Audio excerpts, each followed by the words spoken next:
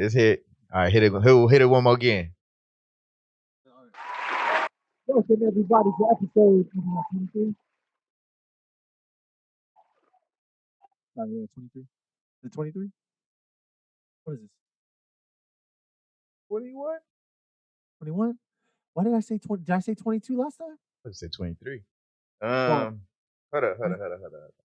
Episode 20 is with Justin. 21. So this is 22. Welcome to episode 22 of the Producer Podcast. Everybody got a podcast. Me, you, your mama, your grandma, your poodle dog, your hamster, Jack Nicholson, the hamster.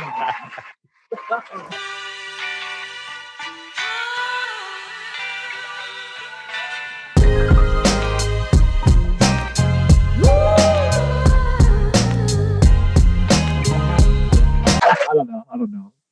I'm stupid. I don't know, man. I'm just kidding. Hey, live it up. Fuck that. No, I'm just saying. What's called? I feel a little different now because actually I'm at my area. I'm not doing this off the thing. The kitchen.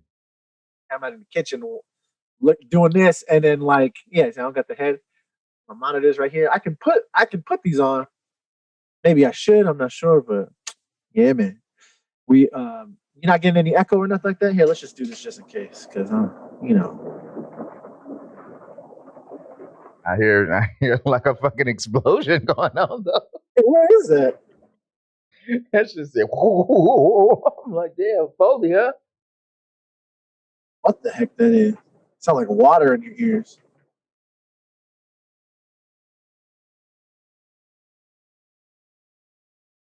Is it still it's still happening? Yeah. It's oh my.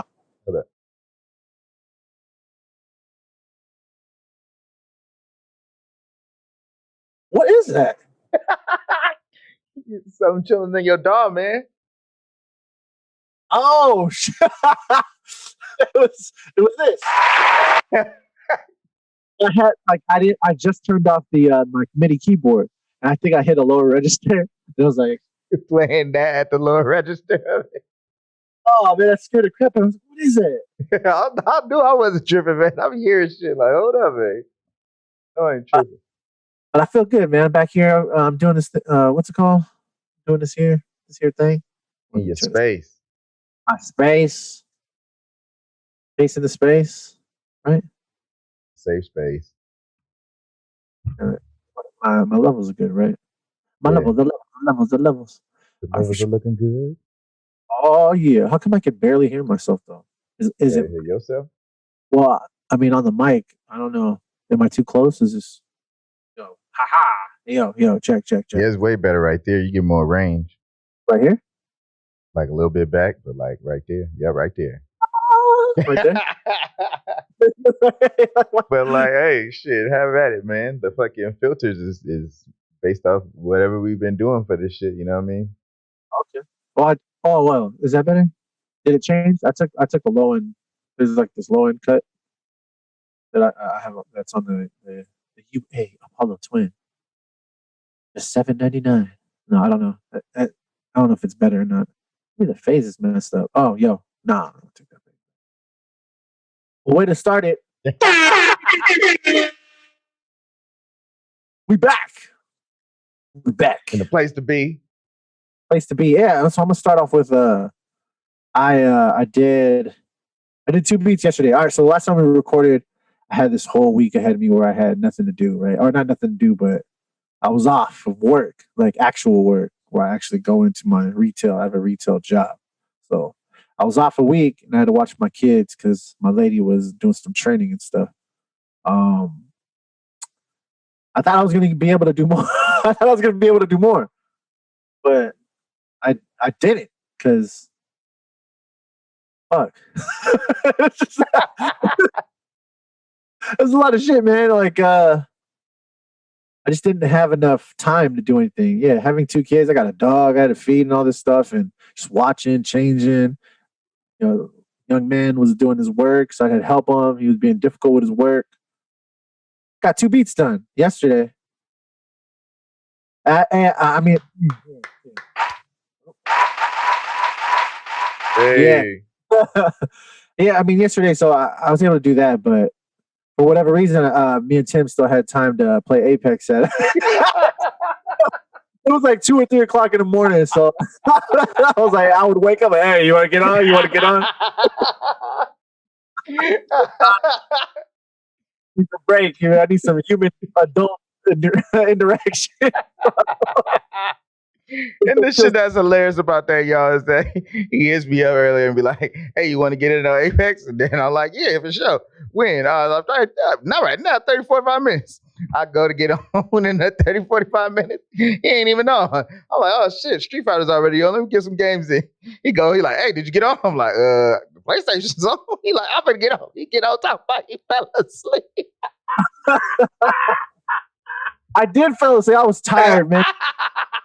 The kids didn't go to sleep, so I was just like, oh man, like go to sleep. And I was like, I just start drifting away. God is looking at me in my eyes while I fall asleep.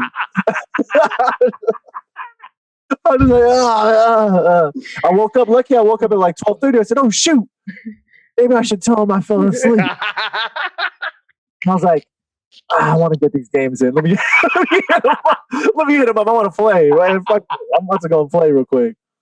And we ended up playing for like 2.5 hours.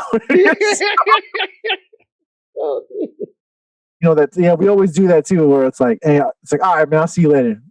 Get another one in real quick. Just like the parking lot, man. The parking lot all over again. Oh yeah, I hate that. I mean, I do. I don't hate it, but yeah, funny. It is funny because it's like it's inevitable. Even when we try to not do it, we're like, oh no, all right, man, we're gonna get off, man. We won't want to get off in like 3 games. Then something fucked up happened. You're like, Jude, you see that check mark come up? I guess we playing another one. I know, man. If we die, like you can't end it on a bad note. You just can't. It doesn't feel like you did something. Yeah, this last one I was even skeptical. I was gonna do another one because we, I mean, we both had kills, but it was, we didn't feel right about it. I'm about to fuck with that Loba though, for real. The Loba, women be shopping. If you guys ain't familiar with Apex Legends for free for download now, no. Ding! Apex, shoot us some shit. Give us a free pack, nigga. Give us custom. some. Give us a custom like fucking producer thoughts hoodie to put on our fucking characters or some shit. That'd be dope. Give me a real hoodie, bro. Come cold. Man, give me a real hoodie, bro. Like, give him a real Apex hoodie. Send it to him. Yeah, for real. But yeah, man, it might be fucking with her a little bit, you know. Ryan be using her, but I used her. I was like, hey, man, I can do this too. It helps everybody out. It do. You get that motherfucking shit off rip, man. Because it's like, instead, since they took away those like those red, like the whatever they was dropping, the blues and the golds and shit, like when you drop down, since they took that away, Loba's the next best thing after that. Yeah. And I'm not really one to use that many like powers, I guess. I mean, I do like to, but she has a cool little teleport ability. If I need to get it, little throw thing and then teleport somewhere. Yeah, that shit. Oh, I don't know. I'm making up the sounds for it, but yeah, you know, we doing all right, man. Let's produce a podcast talking about gaming because we're producing in the games. We actually, you know what? That's our hobby. So we heard Curtis King say, "Oh, you want to do this for work? You didn't think of what it was going to be. So you need a hobby to balance out, right? This is the shit, like gaming for sure. Gaming or what else? Like creating other stuff. That's me over here this time. This is like some air shit. Oh, my bad. I was like, so wait. I forgot I'm using this microphone. It's funny. I was gonna switch mine out because we talked about it last pod. So I was gonna switch it out for the baby bottle. See what funny. Yeah, because this shit pick up different than the fucking 58. 58, you wouldn't have heard that because that shit be going on all the time. Oh, it does? Oh, yeah. No, I had no idea. I had no idea. Mike is like, hey, everybody. Yeah, that should be happening. Women be shopping. Yeah. You saw delayed reaction on that shit. That's what I be thinking about though, man. Fucking Dave Chappelle, man. Fucking Nutty Professor. But Yeah. Oh yeah. He's like, oh, you done did it now. He took off his hat and had his like freaking hair. He was like, what the hell is that? Eddie Murphy. because that Buddy was my Love. first Buddy Love. Yeah, that was my first time seeing like when Ryan was playing Loba. Like nobody like. I think Jarrell probably played her one time, and then we was grabbing a shot at it. We couldn't grab the shield or some shit. Maybe that was Ryan. That He was grabbed right. the Yeah. shield. He couldn't do it, but he could. Yeah. So when he was doing that, I'm like, hold up. And it was, obviously we all three girls on the motherfucking shit. You was playing somebody. Who was you playing? Rafe. Playing Yeah. Rafe. Yeah, it was three girls on the shit, and it just looked like three women just shopping. Imagine in the middle of a war zone, motherfuckers is just shopping. Women be shopping. Women be shopping. That's all I thought about. My brain be fucking drawing connections from weird shit, but that's what I thought. That's why I always call it the women be shopping shit. That's no, it's true, man. That's stupid true. It's all funny. I mean, if you see Nutty Professor, that's gonna be in your head the whole time. I didn't even know that was Dave Chappelle at first. I didn't know. Well, when I was watching it, yeah, because I think that was like my first time like seeing him. Okay, like he'd been around for a minute, but I wasn't really following him or anything like that. That's funny. That's funny. Yeah, man. Shit, man. But What's up? nah, you right on that about having that hobby shit because it's like this. Like when I was doing music shit, music shit was a hobby while I was working. It's like fucking wasn't working in the main shit. Then I started doing the gaming shit. And I'm like, oh shit, I'm gonna travel, go to tournaments, and I'm doing all that shit. I'm like, hell yeah. But then when you start doing both, you're like, okay, career path, right? And being on purpose on what you want to do. It's like this, just like how we playing Apex right now. The fact that, like, see, I'm very optimistic. Like, I've realized my MBTI back in the day when I took it, it was an ENTP. Now I took it as an ENFP, which is basically like fucking MBTI is a Myers-Briggs test. So basically, like real shit. Like if motherfuckers look at my Instagram and see my evolution and growth, like the whole theme of it is self-development and evolution and growth, and then finding something to be whack at and get better at it. Mm. So all the things that I did to figure out when I lost everything, to figure out who I was, I went back to the core of like, all right, your family tree, motherfucking what my astrology say, what my numerology say, what my MBTI say, what my strengths finders say. Like with all these different assessments, even the Gary V one, strengths finder is another one. With all these different assessments, hold on. No, it's clear. Strengths Finder 2.0. And that's a book? Yeah. It's a book and a test. Like if you buy the book online, you can get the digital version. I think it was like $10 when I got it. But then like you can buy the real book and shit, and then it has like the little examples in this bitch. And then you still get the free, you get the test with the book, right? And basically the whole thing I was on a mission on was, since I got fucked up in the accident, I need to find out what my strengths were. You know what I mean? Like since I couldn't use my strength physically, what were my strengths mentally? And this book will go through and when you do the assessment, like if you're going on a path to find yourself, like, dude, I'm gonna go in on this Boris Oracle shit, like, oh, right is rain. Because it's know thyself, right? Right. And it's like, we got shit that we relate to on this Gemini shit. But then if you look at your whole chart, like you got a rising sign, a fucking moon sign, you got a Venus sign, like all kind of different signs of the different planets and shit. And my thing is this. You ain't got to believe all this shit 100%, but by opening your mind up to the information, you're going to still be more helped than hurt, because it's like, this is the shit they wanted to prevent you from knowing in school. Why? Because you wouldn't know yourself. If you know yourself, then you can cast yourself to your strengths instead of people just casting you to your weakness and building a dream and just being an automaton. So with the astrology on the fucking sun sign, that's what you strive to be. So basically you strive to be Geminis, you know what I mean? But then our moon sign is how our emotions is. This is our first impulse. This is how we react to shit, like our first impulse reaction. Then you have your rising sign, which is how you are perceived. Like for me, my rising sign is Cancer, which is like the crab. So motherfuckers, And I remember back when I lived with Matt, they was like, dang, dude, you're a hermit. And I was like, what the fuck is a hermit? Like, man, a hermit crab, man. You just fucking gather in your shit and just stay in your room and create and just, and I'm like, well, yeah, they like, you know. But I never knew what my fucking rising sign and shit was. So then when I looked the shit up and it's like, oh, this shit is fucking, you're sensitive to motherfuckers. You pick up their energy and shit and fucking you're protective of motherfuckers. If they once you loyal to motherfuckers, that's your motherfuckers, and you protect them like a motherfucker. And they said you got this shell up because that meat on the inside is soft than a motherfucker, you know. And they said motherfuckers mistake your kindness for weakness, but if you know a motherfucker will clamp onto some shit, and even when a nigga die, that nigga still clamped on. That's crazy. Yeah. So wait. My bad. I don't mean to cut you off, but when you your what do you say? Your rising. So is that like to look that up? You needed a what? Like your birthday or something like that? Yeah, that's what I was talking to you about that time. So you need your birthday and the time. The reason why you need the time is that's where how you gonna get your rising sign. You gonna get what planet was rising on the horizon when you was coming into this earth. And the thing is, Text my mom because you just reminded me to ask because I remember I didn't know.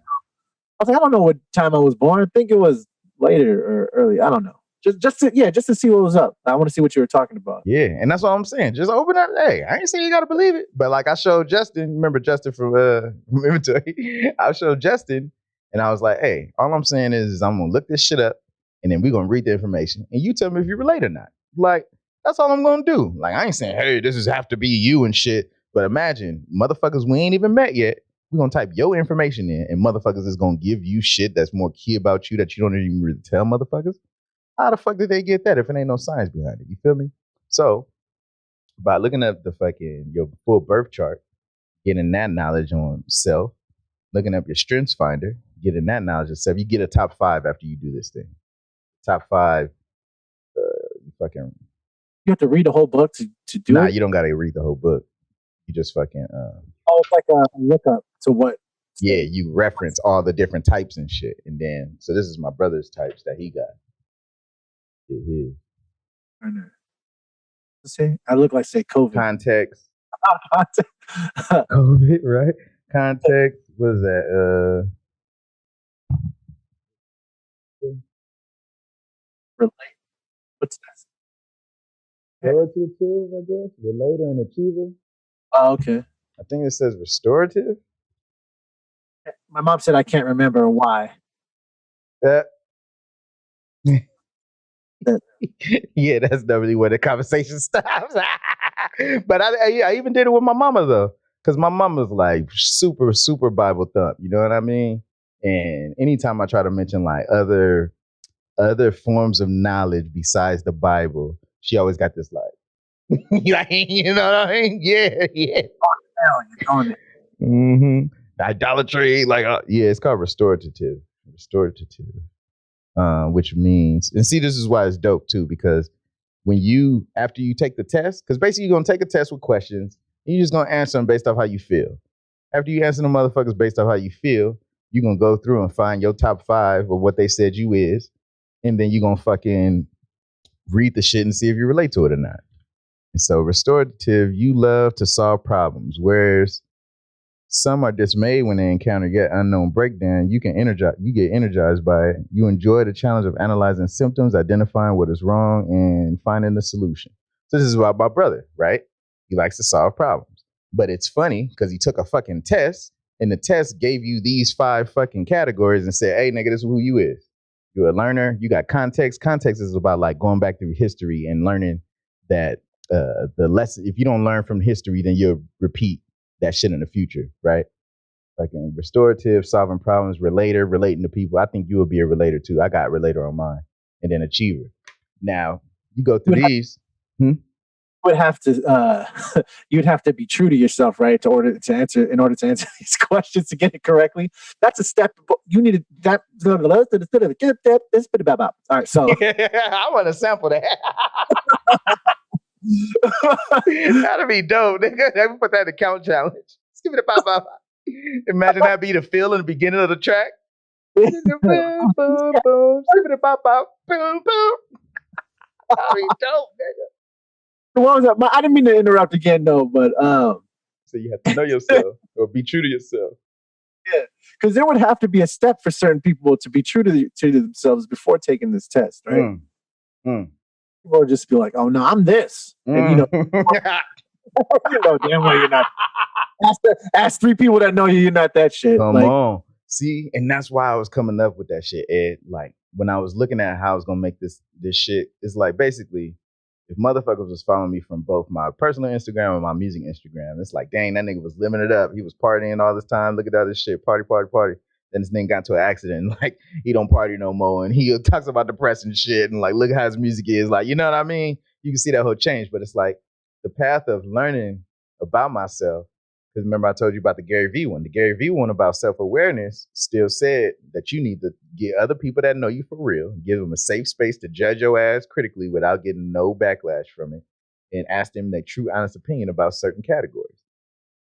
And when you do that, it's like that was that part of that step of being true to myself. I was like, shit, that part of me going through thinking I was an introvert, shy ass nigga, which I am in a sense, but it's in certain new environments because of this cancer rising shit. Because if you look that shit up and say, oh yeah, you're an opening motherfucker, but like when you meet new motherfuckers, you kind of like, yeah, like I'm like, yeah, I guess. But what the fuck was I getting at? Oh, so when I gave him up, go ahead. no, well, just saying what you said. Have you heard that thing? I don't know what book it's from. I think we talked about it. How each person sees you as a different version of yourself. So each person that you know doesn't see you the same way as the next person. So you're basically you're not really one person. So if you ask individual people, they see you all in a different way. That's what it's called. We didn't talk about that. That's crazy, right? Like you look at me a certain way, right? Yeah. Or you see me as a certain way. Yeah. Different than how your brother see you. My brother sees me, or the homies individually see me, like specifically. And that's crazy. I would like. Trip. I would like. Now you want to get that insight. And you look at yourself differently than everybody else too. Facts, so because you know way more than everybody else. You working with the whole boat, with the whole book, and everybody else just working with chapters. Yeah. So is it what you see as yourself, the true self, or is what everybody sees you as a collective, your own self? It's a combination of both. Just like how I was saying, like the opinions of other people don't matter, but they kind of matter. But you still got to have the fucking gavel in your hand to fucking trunk. This is the decision. Yeah. Because look at this. So I was looking at this video today. I love fucking taking the knowledge I've learned earlier and then sharing it because then it reinforces what I learned. But then I'm sharing it because then y'all can get these gems too. But I looked up 2 different videos, right? Oh shit. I've had that in a while. Good looking. So, fuck, what was I about to say? My bad. It's all good. I got one piece of what I was about to say, but I had something else that's gonna tie in with it. So let's get to the other thing, and then let's see if it'll come back. But remember, I've said before, I want to make, and that's what's funny when you look at this ENFP shit. They say motherfuckers be doing that shit, man. That's what's crazy. It's like that's why it's crazy to look at. Okay, if you look at your astrology, then you look at your MBTI, then you look at your Strengths Finder, you do the fucking Gary Vee's self-awareness course, and then you do a hexacode shit.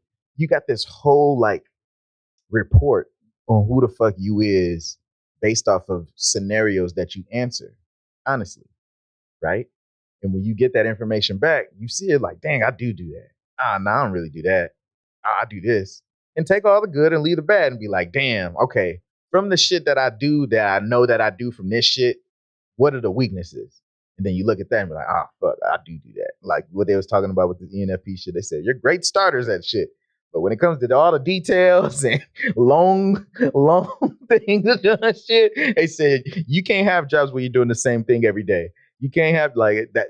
It said, when she put it like this, she said, you got a driver's seat, you got the navigator, which is a passenger seat, you got the 10-year-old in the back seat, you got the 3-year-old in this seat. The driver's seat is where your flow state is. This is how you learn through the world. So they said for extrovert, what's the word? Extroverted authenticity, meaning that the way I learn and get information through the world is by being extroverted, is by getting new information and communicating and performing that information because I learned it in turn by saying it back. But then at the same time, I got this, or these people with this ideology have this whole like cause for life. And then if they're lost in life, they just, it's too many causes. It's like, fuck, I'm kind of good at everything. I don't know what the fuck to do. You know what I mean? But they said the mature version of that is like, all right, you know that this is the specific cause that you're representing, and everything that you do exudes from that. And so from when I said, all right, I want to make beats for, I want to make music for TV and film. Then I said, I want to make these loops. And then I said, I want to show older people how to make beats. So now I looked up the video today, 72-year-old dude makes trap beats. And I'm like, and he was looking at, the best part is when he's looking at the computer like, well, I got that. Oh, I can't see.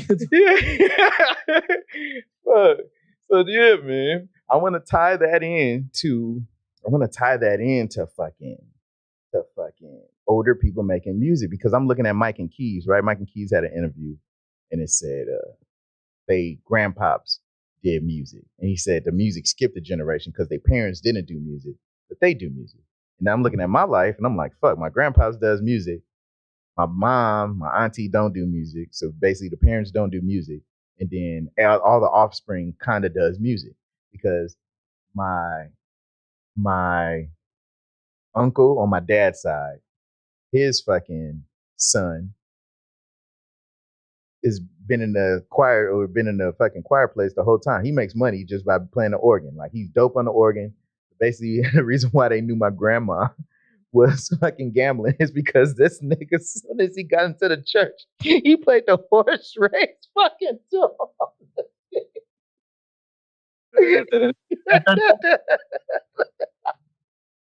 That's the most classic one, right? It's that one and the baseball one.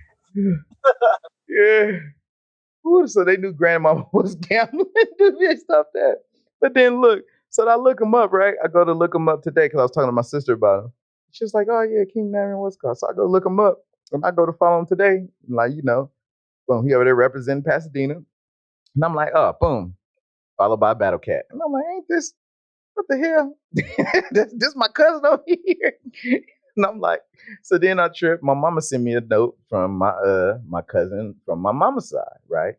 Where basically my grandpa's was a Rolling Stone. He had a kid from somewhere else and shit. And then basically my dad's sister got linked back over my mama and my auntie. My mom has a tight bond with her, but they from St. Louis. And her son, Doe, was just published in this whole like little like blog thing or whatever. And it was like, oh, his shit went viral on World Star. He was on BET, like all this shit, right? And then I'm looking at the little report that they made up on him. And I'm like, then they call on my grandpops. They was like, oh, his grandpops is Grammy nominated and all this other shit. And I'm just sitting there like, nigga, I don't use none of that shit to my advantage. Like, you know what I'm saying? I'm like, oh, hey, you better. You better do that.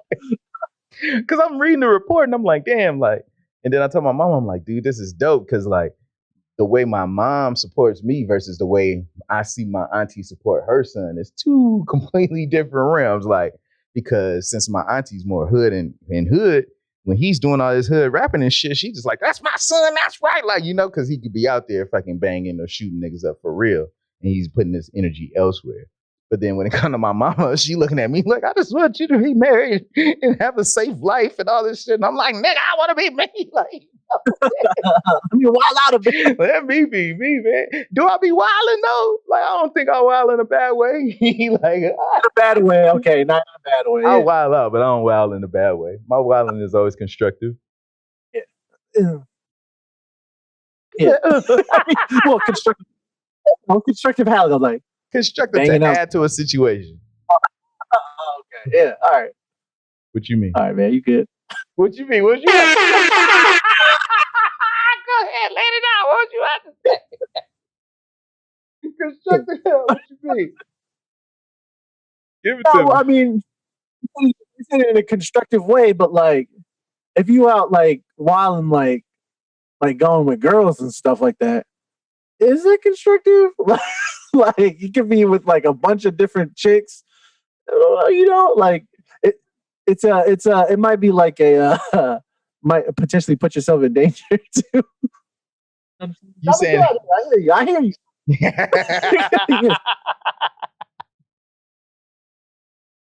I'm serious. Get out of here. Oh, what the heck? You said, I know he does walk in on that part too. But no, you saying if I was wilding with all the chicks, then that would be potentially. Yeah, I'm talking about. I'm just talking about being excited, being excited about life, and expressing yourself. What better way? You saying all the wrong stuff right now. I just want to express myself. Oh my gosh. Oh shit. Enjoy the finer things of life. You know what I mean? Sow your royal. Keep to soil his royal oats. My son works.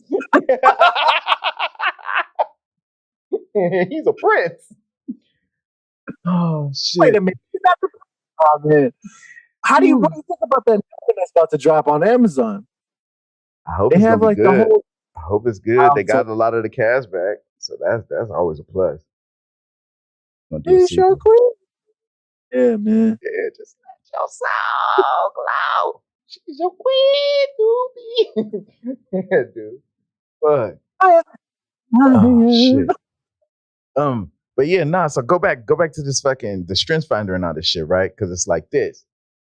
When you go to school, everybody go through the same boat, and motherfuckers don't really like cast you to your strengths until later. You don't really get casted to your strengths until you get somebody that's conscious to know, like, oh, they're good at this, and then help you keep doing that. So kind of like with Justin's dad, he noticed that out of all his sons, like he's the one that took to this shit. Hey, you can use my camera more. Hey, use this. Don't break. Like teaching that lesson about fucking breaking the lens, all that. But it was lessons that he learned from himself. So then once again, you can get this knowledge without having to go through the pain. Go ahead. Oh no, you good. You was about to say something. I saw a light bulb go off. I forgot what I was about to say because I listened because at first I thought you were talking about which Justin. I was like, oh yeah, and then I forgot. Shit went this. It replaced it. It was like, but yeah. So with the Strengths Finder book, you figure out what your strengths are, because this is what I'm trying to figure out right now, right? Obviously, this is the thing I love about doing this on the podcast is that since we're a week ahead, when we talk about what we're doing, we're still ahead of the people, you know? So they can't jock us, like, you know what I mean? Like, we already got a week head start on y'all niggas. So even if y'all do what we talked about, by the time y'all see it, we already did it in that next week. Yeah, oh yeah, for most of the time. For most of the time, not everything. If it was Broken Vegetables, y'all would have beat us to the punch on that. But Broken Vegetables from yada yada yada. Like, what the hell? That was our name. Really? Oh hell yeah, man. But figuring out your strengths wise, so we can position ourselves in this community and what we're good and what we're here for, right?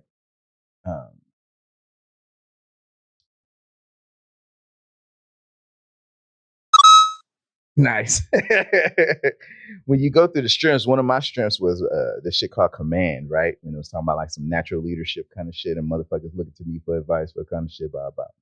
And it's like, oh, so this video I watched today, that all led to watching this video today about knowing who you are and being on purpose and being intentional with know thyself. Is because since I was like, okay, if I want to teach older people how to fucking make music, and I'm like, dang, but what would I do, right? Since I produce on Logic, it's telling the old motherfucker, hey, you got to get an Apple computer, and like you got to get Logic. Like I'm looking at all the barriers to entry, right? It's like, how can we get an older person to make music? Like if I wanted my mom, because I thought about it, I'm like, if it skipped a generation where my parents don't do music, but my grandpa does music and I do music, why don't my mom do music? My mama don't want to do music because she's good at singing, but she don't want to be in front of people. Hey, but mama, if you knew how to make beats in the crib and then you sung the fucking demos and then sold them to Kelly Clarkson and fucking Kelly Rowland and all that shit, you could be making a living from home and doing what you love to do because you like to sing anyway. You just didn't ever follow through with it because my grandpa didn't make you, blah, blah, blah, blah, rest of it. But it's like, so now I'm looking up, what are the problems if people feel like they're too old to start a music career? Then you find a lot of Curtis King videos, a lot of everybody. Are you too old to be a rapper and all this shit? So I click on this one dude's video, and he's like, "Are you too old to be a producer?" He's like, "Nah." They talk about everything's oversaturated. Everything's oversaturated. You just got to be specific on who you are and what you want to be. He was like, "There's all different kind of producers," and then he brought it off probably like 15 things on a list. Grab my phone, I can give you off the list. But it helped because it was like the more specific you are, then the more on purpose you can be with each post. Because the post is always going to follow the same theme, and it's going to be easy for everybody to follow behind and get behind you because they always can repeat your mantra because your mantra is represented in everything you post. That's your brand.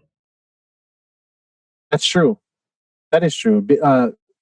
Being able to be specific in a saturated environment is what gets you seen. Because there's going to be people that are going to want to look for your type of sound. Because as much as an individual as you think you are, you're not really. Yeah, because there's a million producers that want to produce, and then they said even they just want to get heard. They don't even want no money. So what is going to make you stand different from the rest of these motherfuckers? And you're right. So obviously I'm more on the mental health side of shit. You know what I mean? Healthier food kind of shit. But look at these lists of shits that when he said it, and I was like, oh, this is dope. So he said the video that I watched. Oh, the video. Okay. Dude name is like AA famous or AAA famous, some shit like that. What type of producer are you? A loops producer? I just want to make loops and send loops out and collaborate with motherfuckers and get placements through loops and shit like that. Are you a type beats producer? So you can make a little baby type beat, Drake type beat, motherfucking OT Genesis type beat, fucking Rowdy Rich type beat. Are you an arrangement producer? Quincy Jones style. Are you the person that's just gonna get shit arranged? Because then when he said that, I was like, fuck, I never really thought about it. Like, I like that. Right? I like that type thing. Right? Just be, because he said, like, there's motherfuckers that just want to produce and make 30 beats in a day, but they don't want to sit there and arrange them and mix them and all that shit. So fucking, hey, I'm the arranged motherfucker though. So give me that shit and then I'll send it back to you, arranged and all the shit with the shit. Industry producer, where you're producing for the top motherfuckers. Internet producer, where you make beats online and sell beats online. An artist producer, where you make beats and you create the hook for them. So you alley-ooping the artist like, this is the beat and this is what my cousin was. He was an artist producer. There was this one track that we made where he was like, oh, the hook should go, here we go again, here we go again, here we go again. Then we freestyled the whole shit. He came off on the first part, and then my other cousin came off on the second one, then I fucking finished that bitch. But it was dope because he created the beat. He always would come with the hook. A drum kit producer, where you're just gonna do kits, drum kits. I've always put like as soon as I think of a drum kit producer, I put fucking the Count in that fucking category, right? Because I don't look at Count for melodies, but I look at him as a drum kit producer. Stolen Drums, obviously, I just got that Slavery Drums 3. And then fucking Kayla Ellis just put out one. They said Monty Booker about to put one out in February. But then I got to the stuff where I started thinking about you.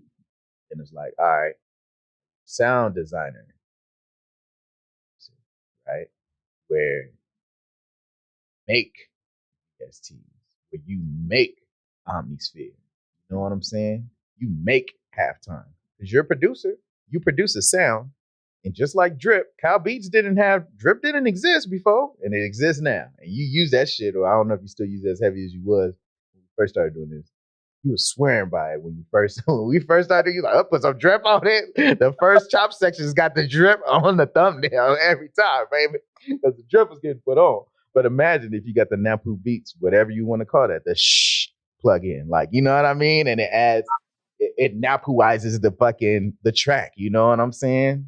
And the more you put it on, the more Nappooizes some shit. You know, just like Sausage Fattener. That's Dada Life. They're producers, but then they got a VST. The Kickstarter, that's Nicky Romero, producer, but he got a VST. So when I was thinking about that, I never really thought about making Omnisphere. I thought about, we need to get Omnisphere. I'm like, fuck. I didn't think about if we made Omnisphere. Like, damn, nigga, imagine if we made a lot of money. Of course. So the way I was thinking about it too is like, right now I was just thinking about it. You're like, oh, it could be like this whatever VST, right? Or whatever, like effect modulator or whatever that is. I was like, wait, how would I do that? What would be on there? And I'm like, oh, it'd be everything that I would want to use on a track. Come on.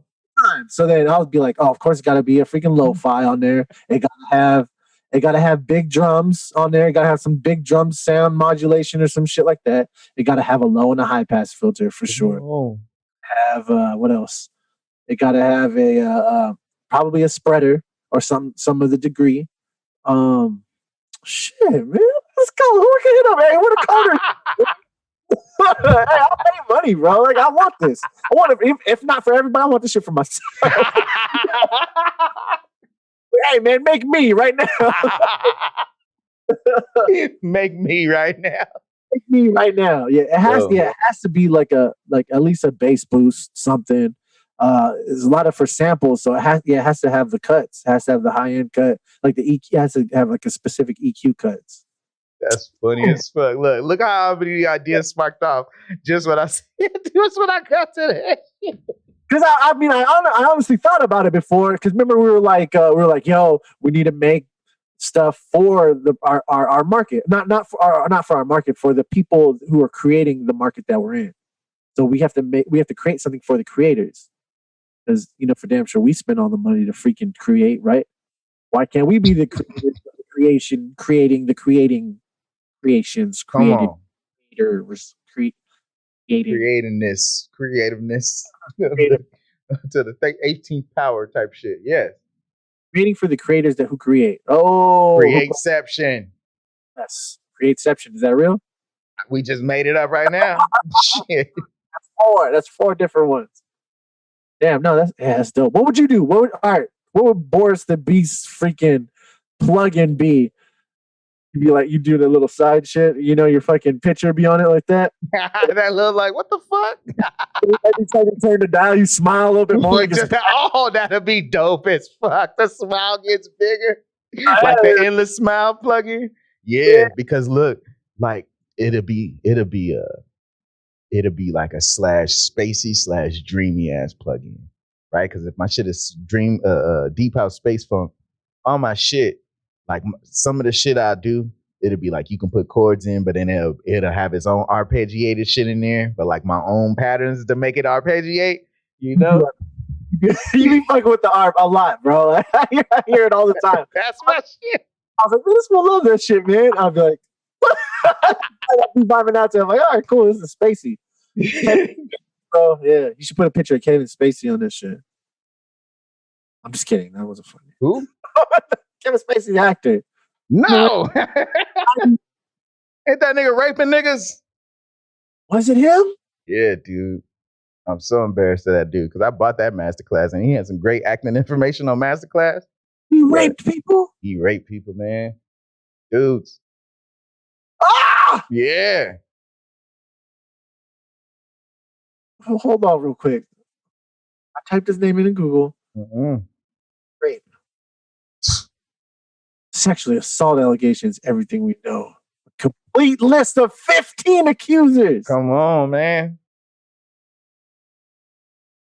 Oh. Come on, man.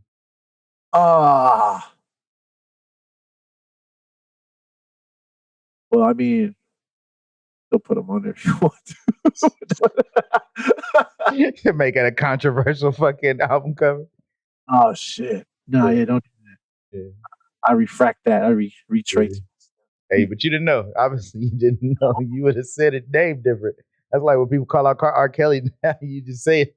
You say stuff differently. You're like, oh. You can't listen to music anymore. Huh? If you listen to it, you're just like, oh. Dude, what was they saying? Somebody, Love Dorsey said it yesterday. She said, what is it? What happens when a woman's fed up? Y'all know. Somebody finish the sentence. But she's waiting for people to type in, like, finish what they say.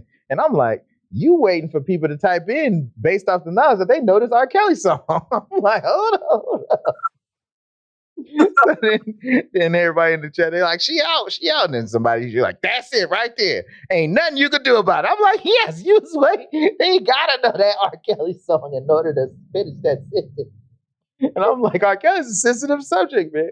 Because, like, you saying that music ain't good no more? You saying that the Cosby Show ain't good no more?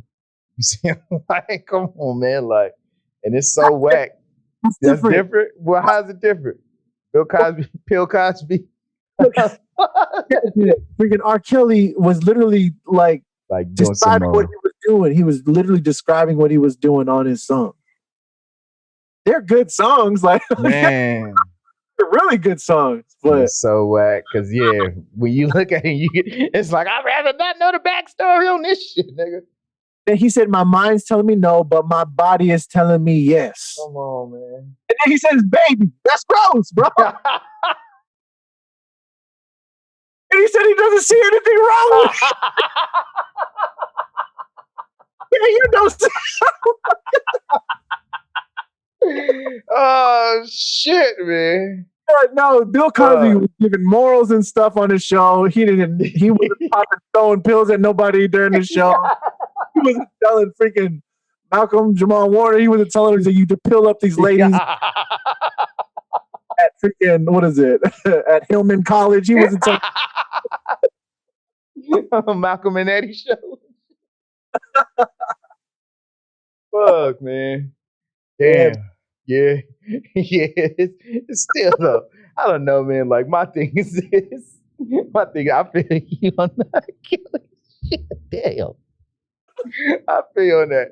But like on the Bill Cosby shit, man, the Bill Cosby shit is like it's twofold.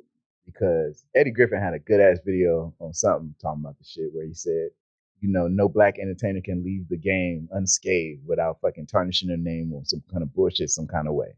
Michael Jackson, Kobe, everybody got some fucking bullshit, And it's like, is it a coincidence that all these 50 bitches or however many bitches came out that said Bill did Bill? I can't call him Bill Cosby. That shit go too good. I ain't trying to disrespect him and everything he's done, but that shit is too funny. But yeah, Bill Cosby, William Cosbyford. Cosbyford. It felt like you can't say William Cosby. You gotta put an end, like heart to brig. Like you gotta have an ending. You gotta have a compound last name, nigga. Rockport. What? William Rockport. What'd you say? Cosbington? Yeah, Cosbington. William Cosbington. But nah, it's just the whole thing of like fucking, if you really was fucking drugging bitches to get fucking sedated so you could fuck these bitches. That's the most wrong shit in the world, my nigga. Like, I don't feel good around a drug bitch trying to give me some pussy, man. Like, what the fuck, man? Come on.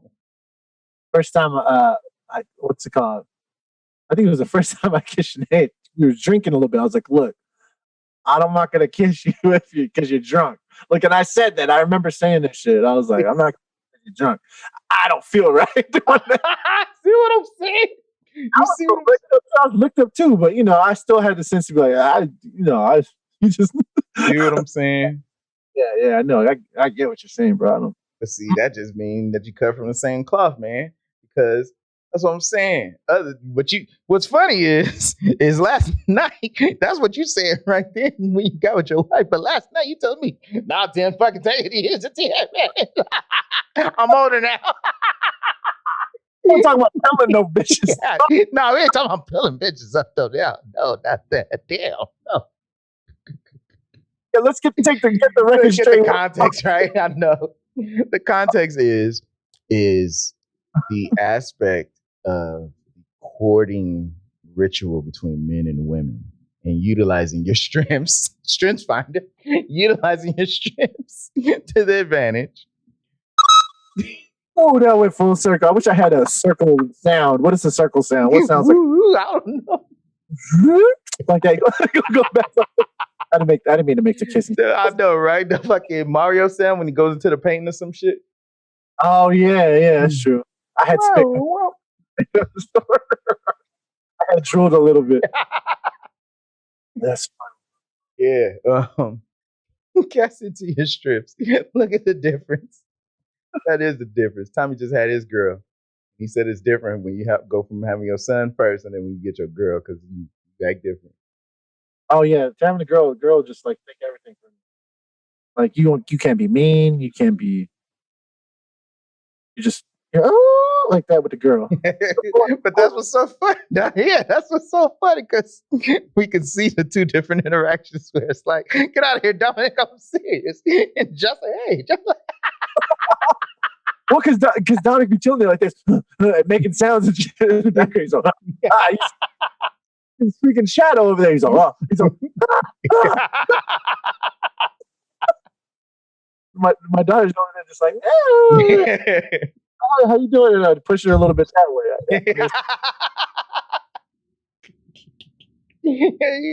I'll see you later. Good to see you. See you later. Right there. I see the little feet right there. See? You just want to be around Dad. No, get away from me. I just looked on my whiteboard right now, by the way.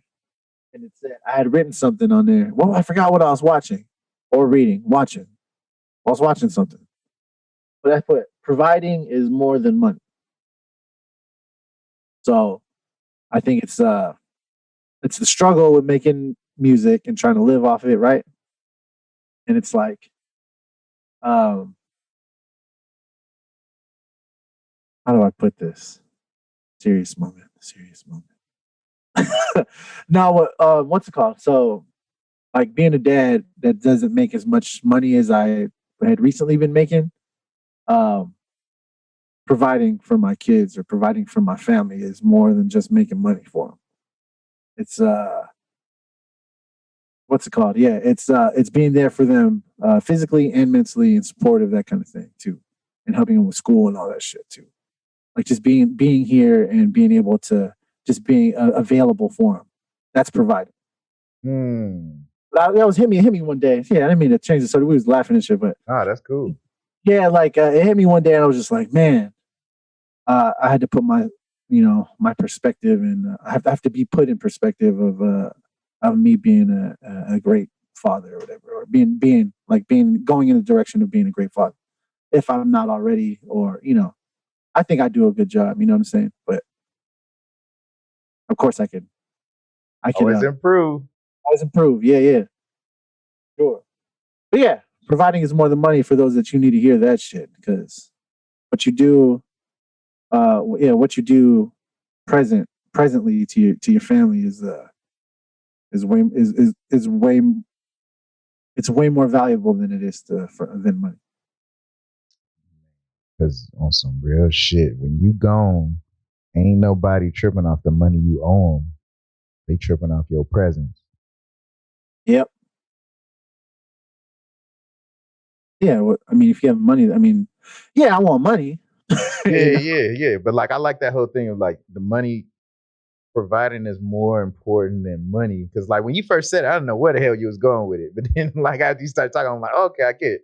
Because like you gotta live for other people. That's the responsibility. You in it. Like me, I gotta make sure I'm straight, and then I gotta like do shit that won't cause a ripple effect to my family.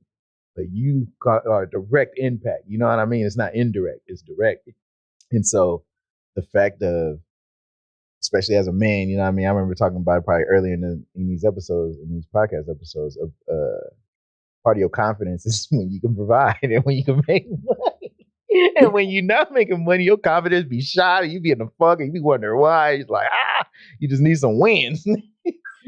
Yeah, and this brings it, in our journey through Producer Podcast brings us to this. Providing is more important than money. Like, yeah, you want to feel like you're the breadwinner. A man needs to be the breadwinner. Needs to be, social norm makes us feel that way, right? I mean, I appreciate my wife like to the fullest. Like I appreciate her doing everything she's doing and all that. But like being a breadwinner for a man is just like, you need that. Like you feel like it's the ego, right? But then and then fast forward now to where we're just saying providing is more than money. Me being here for them and just being a rock for my wife, or being like a teacher, or like a loving father, and even like somebody that plays with them, especially in quarantine. Like I freaking got a whole jungle gym set in my living room right now, bro. Like just being able to play with them and stuff like that. And like we have like sword fights, we're like flipping over the shit and stuff like that. Like that's important. Like I wish my dad did that shit with me when I was little. You know what I mean? but he was working, so that's the thing too. But I mean, it's Money providing is more important than money. yeah, but I mean, he didn't have to work that much. See, So I mean, but yeah, like it's crazy the growth with that. And you said working for you have to work for people or work for somebody, right? Or what did you say? You said that right? Just you said you have to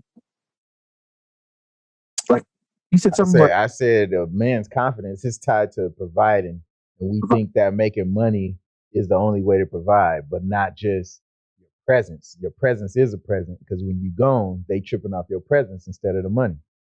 right. Yeah. Yeah, exactly. But I think with like how we're talking about with music and how saturated the beat making and sales for beats and stuff like that. And if you take that same knowledge and apply it to like customer service or something like that, you know what I mean? Like being able to be that type of person for your customers, I think that would be a great way to go about it. And, like to get your sales and to actually get your music out to these people so that it can be heard. What you talking about? I'm talking about like having like kind of not being.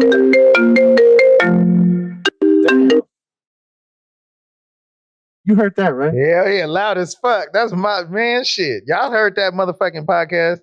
Y'all see my face? Sorry, Spotify niggas. Y'all don't even know that was coming. Oh, that was my mom, by the way. Hey, birthday time. I said decline because we ain't doing this right now.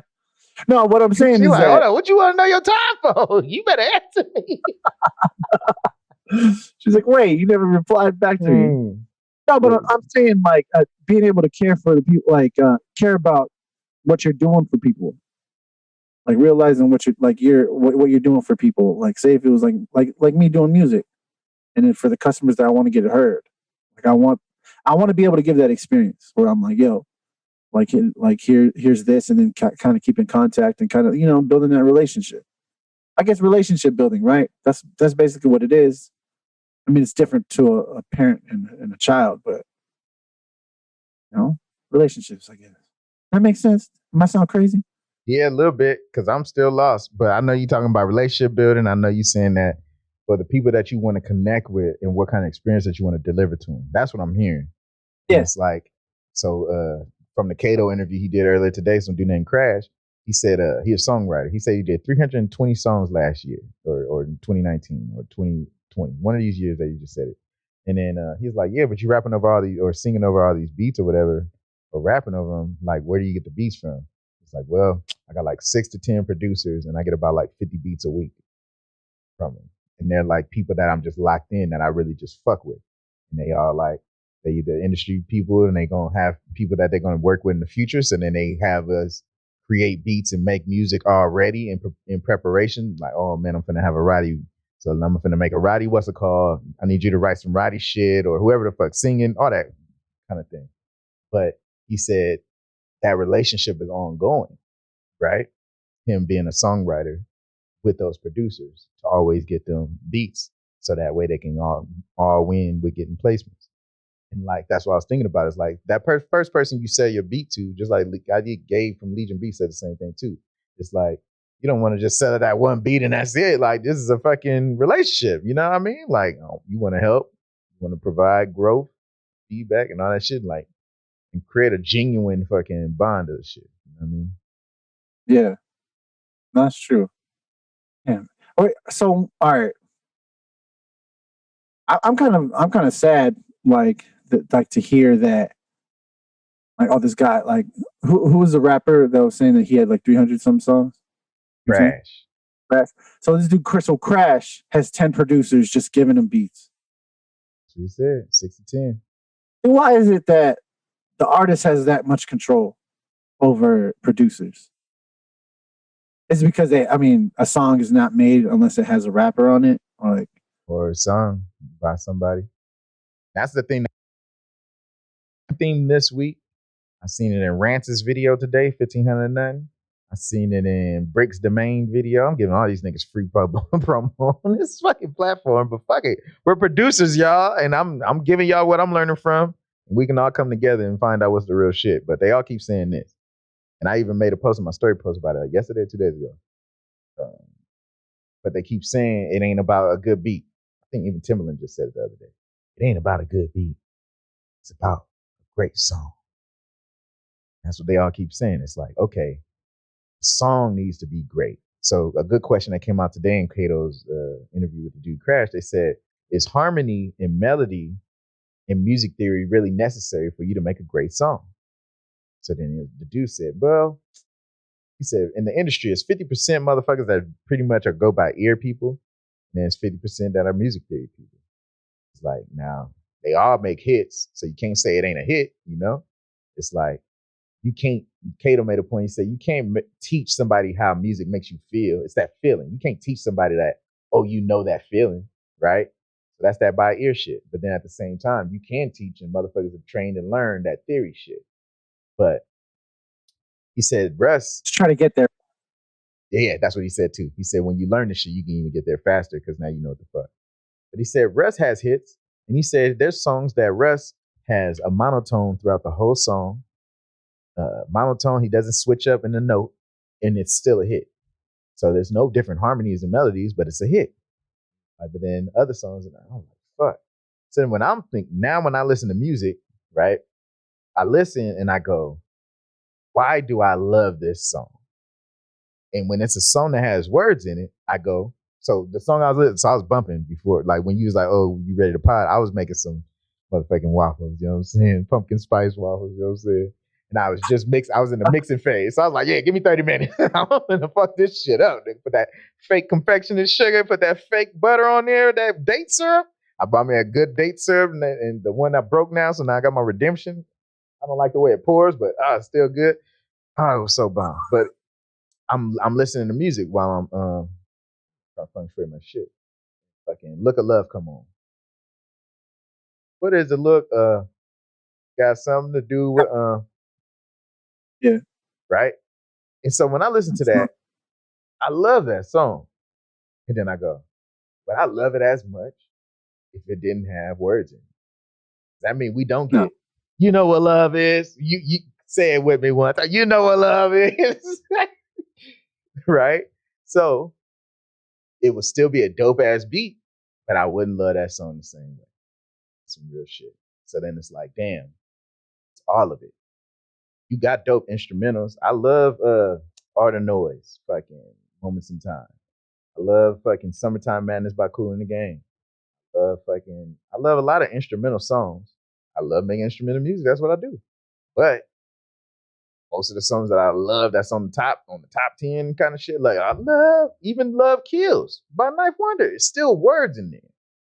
Because I wouldn't love that track so much if it didn't say, love's gonna get you killed, but pride's gonna be the death of you. You go, oh, nigga, because it's like, it's a contrast, right? It's like, damn, you always hear that love's gonna get you killed, right? Love will get you killed. And you gotta think about all the shady shit that can happen. But then, like, the word pride has multiple reasons with me because when Freddie got married, his main lessons from being married, he used to say, dog, you just gotta learn to put your pride to the side, dog. Fucking Fredo. Shout out to Fredo, man. He used to tell me that shit so much. And I was like, dang, man, put your pride to the side. So then when I was with my girl at the time, like certain fights where I want to stand my guns and I just hear him in the back of my head, just put your pride to the side, dog. And I'm like taking one for the team. But when on there, it's like pride's going to be the death of you. So that's why it links back to what Freddie told me. And it's like, now it has personal meaning. But if that word wasn't in there, that beat wouldn't have that same meaning. True. But see, that's how I think about it. I think rappers think about it as they're the star and they deserve all the beats because they're going to be the ones to make you, rather than it being a boxing club and each position of a boxing club is vital, right? Yes. Like the team, coach. Yeah, because there's one fighter that puts up the belt, but it's all these niggas around holding and touching that belt, nigga, because we was all contributing to this belt getting to everybody's possession right here.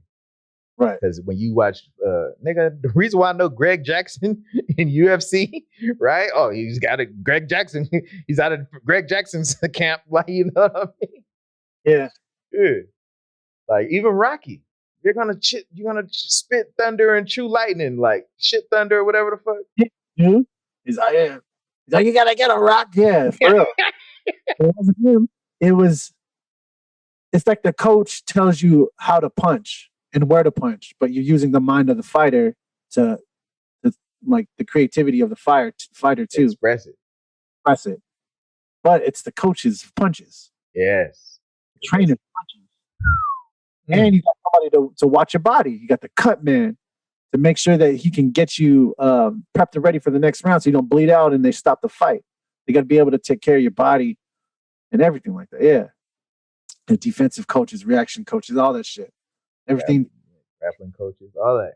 Oh yeah, UFC. If we're not even just going boxing, we go like straight up any mixed martial arts.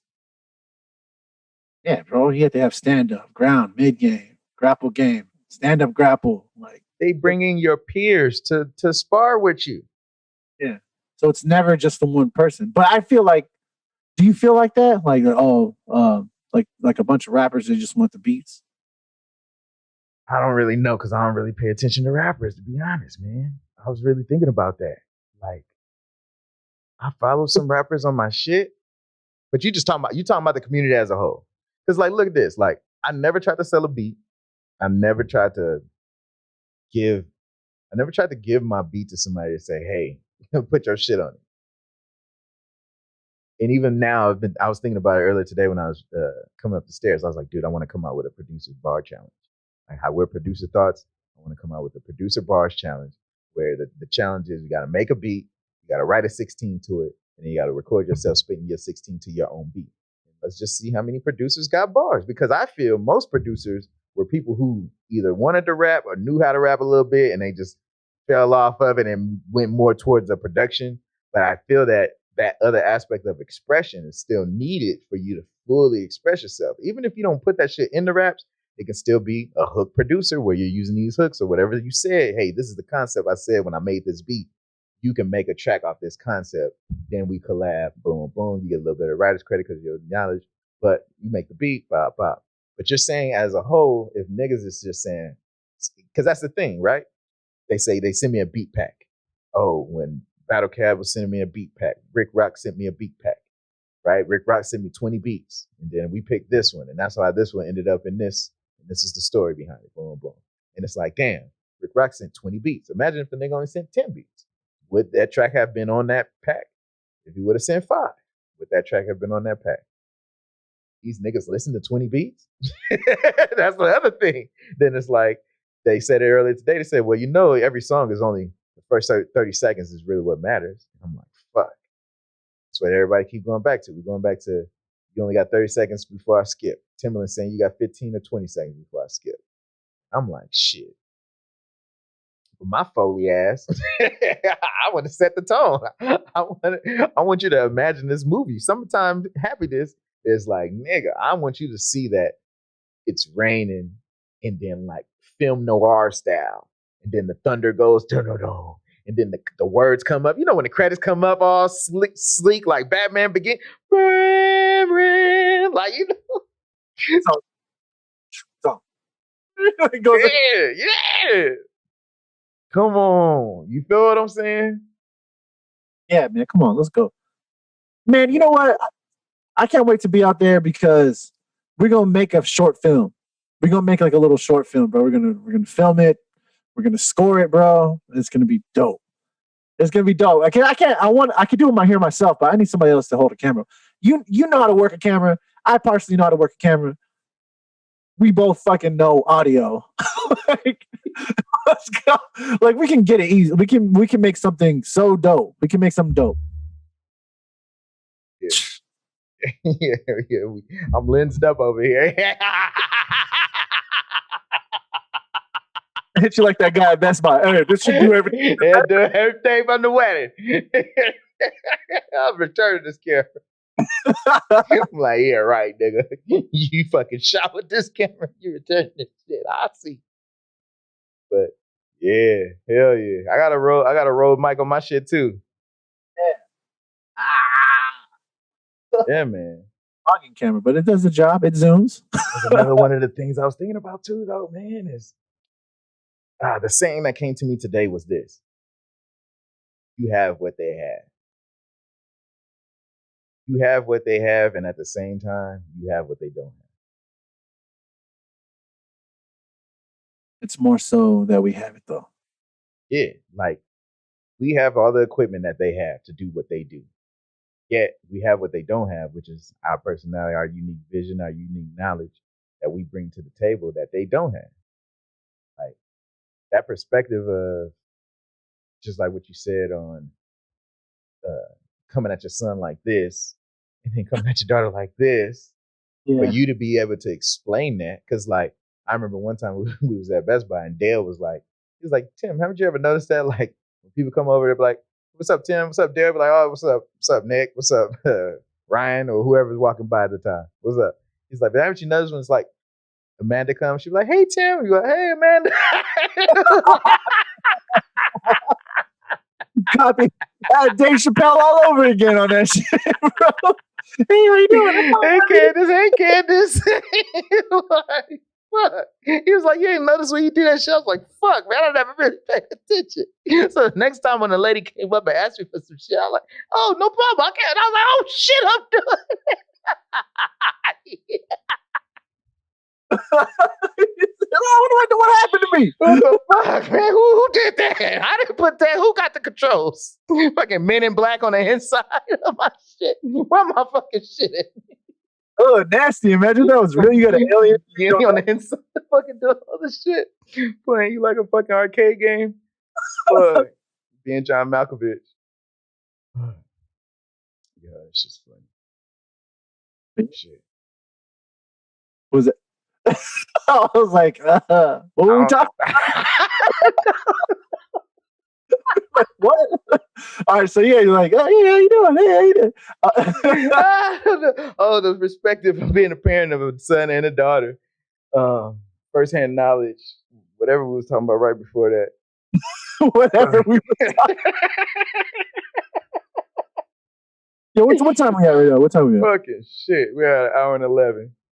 Oh, damn. 11. I feel like we have to go 4 hours in order for us to. It felt like I got a 2 hour minimum in my head. That's me. I had a 2 hour minimum in my head. It don't matter how long, but like 2 hour minimum. But, 2 hours, yeah. But shit. You know when shit just stop flowing, you're just like, well, is this a good time to I know what you mean. Because it's like, well, just stop flowing, right? It sounds like a good time to. But nah, so hold up, man. Real shit. I'm gonna get back on my shit. I got this track I'm gonna probably put out, right? Oh, this was my thing too. Was create the album cover and then work backwards. I was gonna work on creating a fucking Broken Vegetables album artwork, so that way we can fucking push ourselves ahead of this shit. Because we can see what it looks like, it's gonna be like, oh, all right, yeah. Because like when I was looking at it, right? Think about it like this. When I'm reading off all those different kind of producers you could be in this industry, right? So we can be a producer, but then we can be flexible how we get our cheese. It's like what stood out in that shit is obviously the sound design, coming up with niggas on VST, so we can be Steven from Cymatics, or Cymatics came out with that Diablo plugin, right? Fucking Kyle Beats with the drip.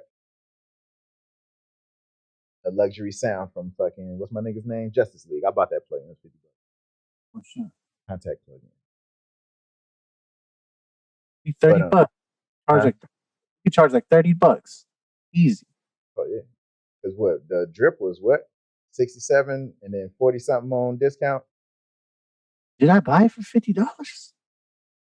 I just went to the website. It was like $57 or something, and then like when it was like discount time, like around the holidays or whatever, $42.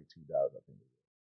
I want to know who his marketing manager is, because that shit was everywhere. Arcade too. He's the same guy. Same sent me that shit. But see, all right, so there's some more gems, right? I was watching Dorian the other day, and folks came on and he was doing question and answer, right? And what I like about it is that you can tell based off of his approach and how he gives out information are the type of people that come on the lives to ask shit, because you know that it's gonna be some no nonsense bullshit. You can't come on here bullshitting. So when they came on there, everybody gave him respect. Like, hey, shout out to everything that you do. Thank you for talking about it and being about it and giving us a blueprint on what to follow and whoopie whoop. And then they give you a constructive ass question. So everybody's learning because these are the serious people now. This ain't the, oh, can you listen to my shit real quick? And I'm gonna be the next hottest. This ain't that. This is, okay, so I was listening and I was watching this video, and then specifically you said this. Now, what did you think when it comes to the marketing strategy right here? And the dude's like, well, do you know, you say you want to be an artist marketer, right? This is what this dude lane he wanted to come in. He was like, shit, most artists is dumb and they don't know how to do this shit, and they're lazy and they don't want to fucking market. They don't want to fucking promote. They don't want to do this shit. So I see how you're trying to take out the lane, but do you know how to run Facebook and Instagram ads? Nah. Do you know about Facebook Pixel? Nah. Do you know about this? He's like, now, if any other marketing firm came to me and said, hey, we want to market you and promote you and all this, and they say, and he say, okay, well, cool. Do you know these things? And if they say no, then you ain't marketing, because this is the biggest gem, homie. And I'm finna share this shit. This is the biggest gem. And it's 2 gems in one. He said, Facebook. Facebook. Go ahead, Marco. He said, Facebook has been collecting data on us like ever since, however, right? When you say, oh, how long you been on Facebook? I think I got on Facebook in 2009. So they've been collecting data on me since 2009. He said, when you create an ad, they know who to grab because they've been putting out so much information for so long that they're so specific that, nigga, we know all the bitches you DM. We know all this. Like, we pretty much know everything. We know where you shop, what you bought, what all this. And then we're going to feed you this because we know this is your vibe. And when you use the Facebook, like you can go to facebook.com/blueprint, you can get a certification in Facebook ads and Instagram ads. When you do this, you're going to know down to the T on all the shit that they do to promote and all the shit that they do. Now you got inside knowledge. So then whoever's running the Cow Beats or running that, let us in arcade, like arcade.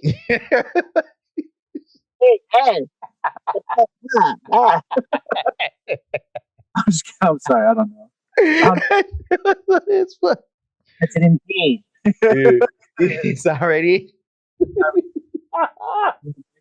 So yeah, but like real shit. So if you know that, then you can run, because when you run them ads, they know who to target because they're going to target just like how we always see the arcade shit. It ain't accident. We see arcade, fucking Scalar, Unison, whatever the one that you sent me with the fucking wizard on it. You know. It's a mini pack. Yeah, Game Boy mini pack. Mini pack. Oh, you know what I love about this mini pack? Shut up, nigga. I just want to watch my. What you love? Stop telling me about it.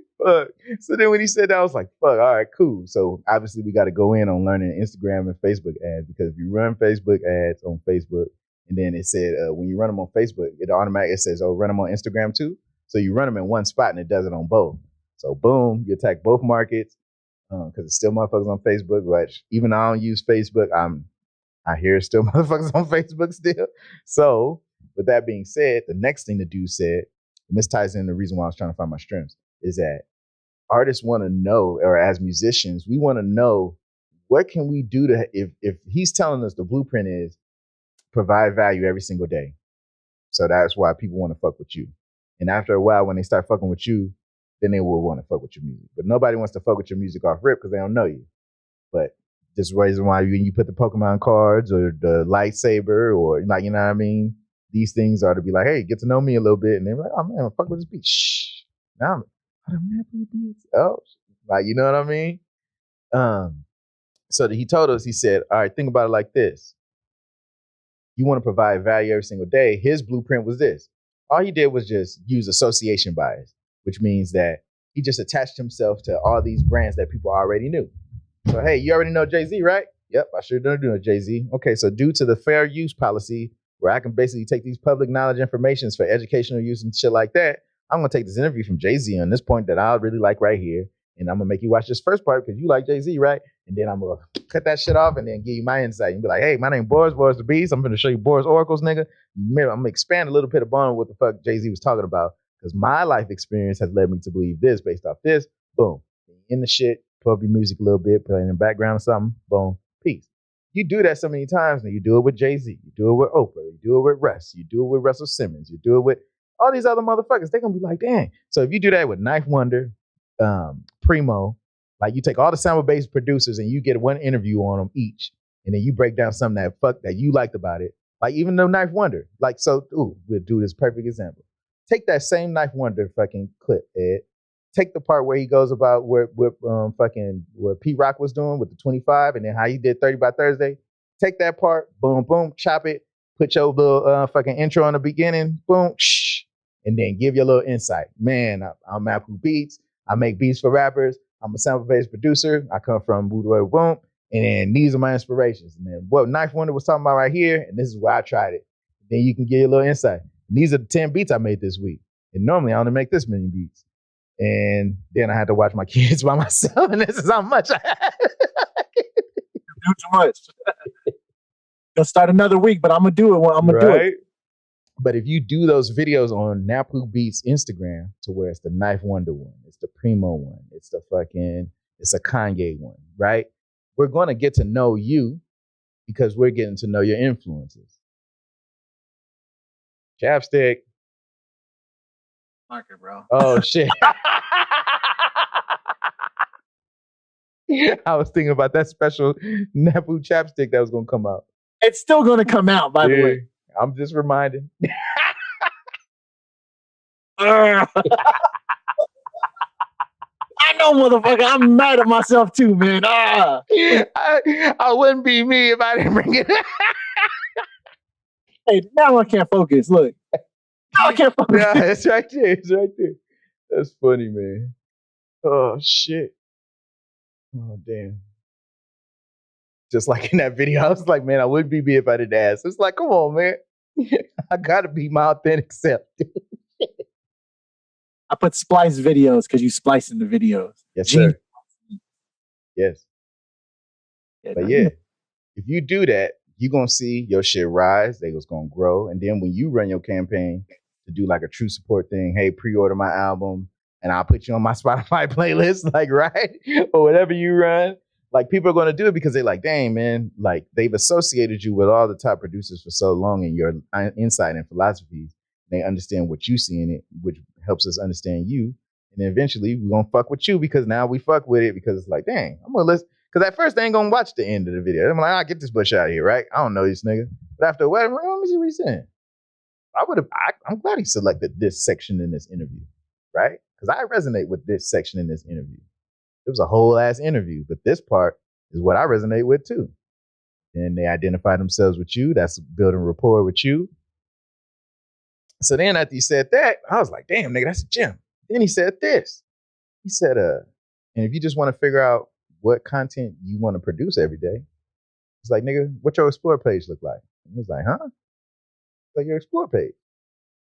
Talking about the little plus button, the thing at the search button? He's like, yeah. Like, you click on that search button. He said, these algorithms know you better than you know yourself. You click on that search button. He was like, for me, it was like titties and ass and basketball shit. Nah, wait, what? I'm just kidding.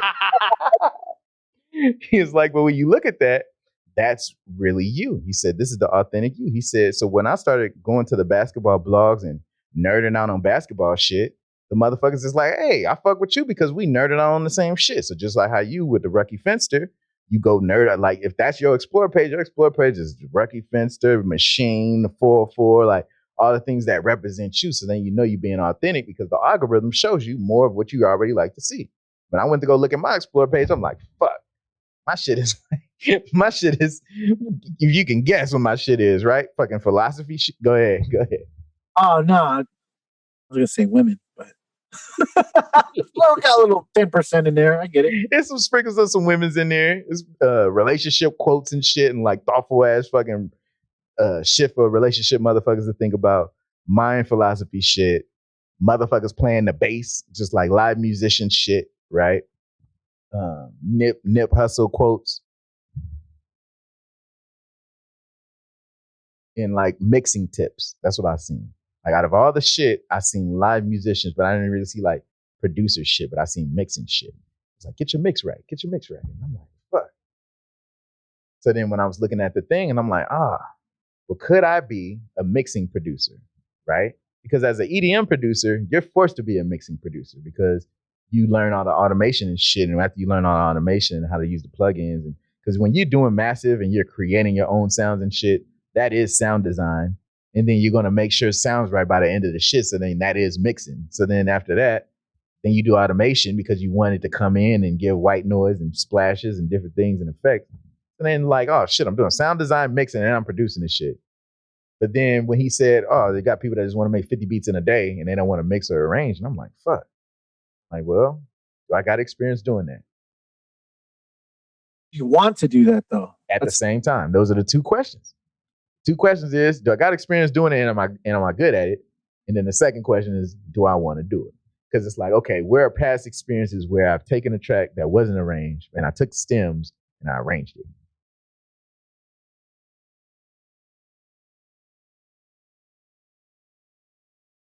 Our collabs. Straight out. The Nappoo. Hey, man, and I think we need to have a name for our shit, man. When I was looking at Mike and Keys, like Mike, what's it called, and Jay Keys, and I'm like, oh, they got a name because it's, yeah. I'm like, nigga, we need a combined name, nigga. You know what I'm saying? Let's make it cool. You know how it's cool to make like a inanimate object the name, like it's not even a group name, like Picture Frame or some shit like that.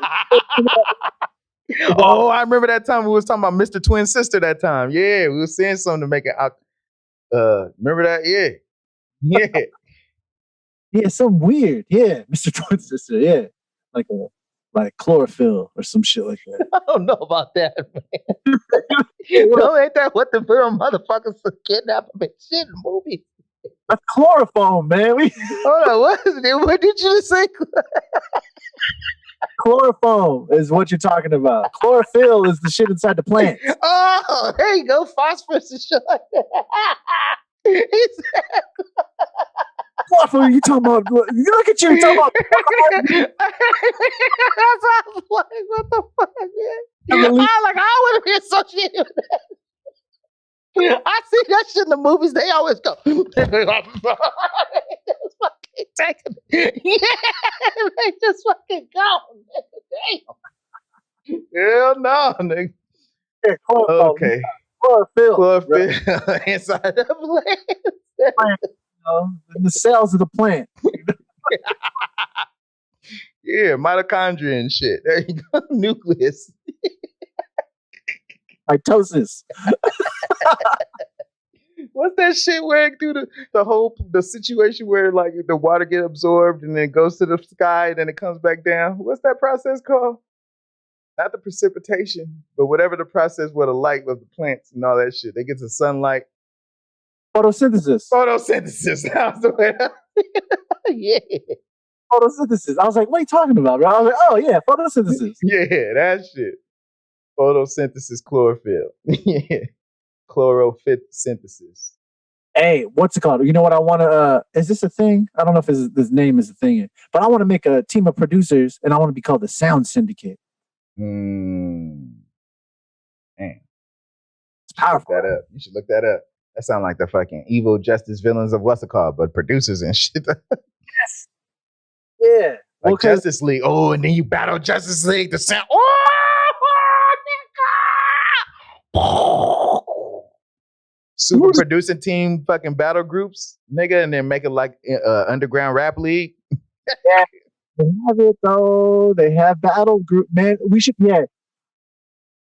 have. All right, so when I went to South by, right? I went to South by one year, 2 years ago. Was it 2 years ago? I went to South by. Well, I went to the bars around South by, but they were having a freaking beat battle, and there was this team of producers that entered the beat battle, and they all sounded the same. By the way, some DiBiase clones, but what's it called? They were all killing it though. You know that shit. You know what I mean? That shit. But all of them were doing it right. But they straight up had their squad roll up to take first place. They know they were dope. Like, and they had like the people that are around too, like, oh shit, blah blah blah is here. and then blah blah blah. I saw Big Noah. I saw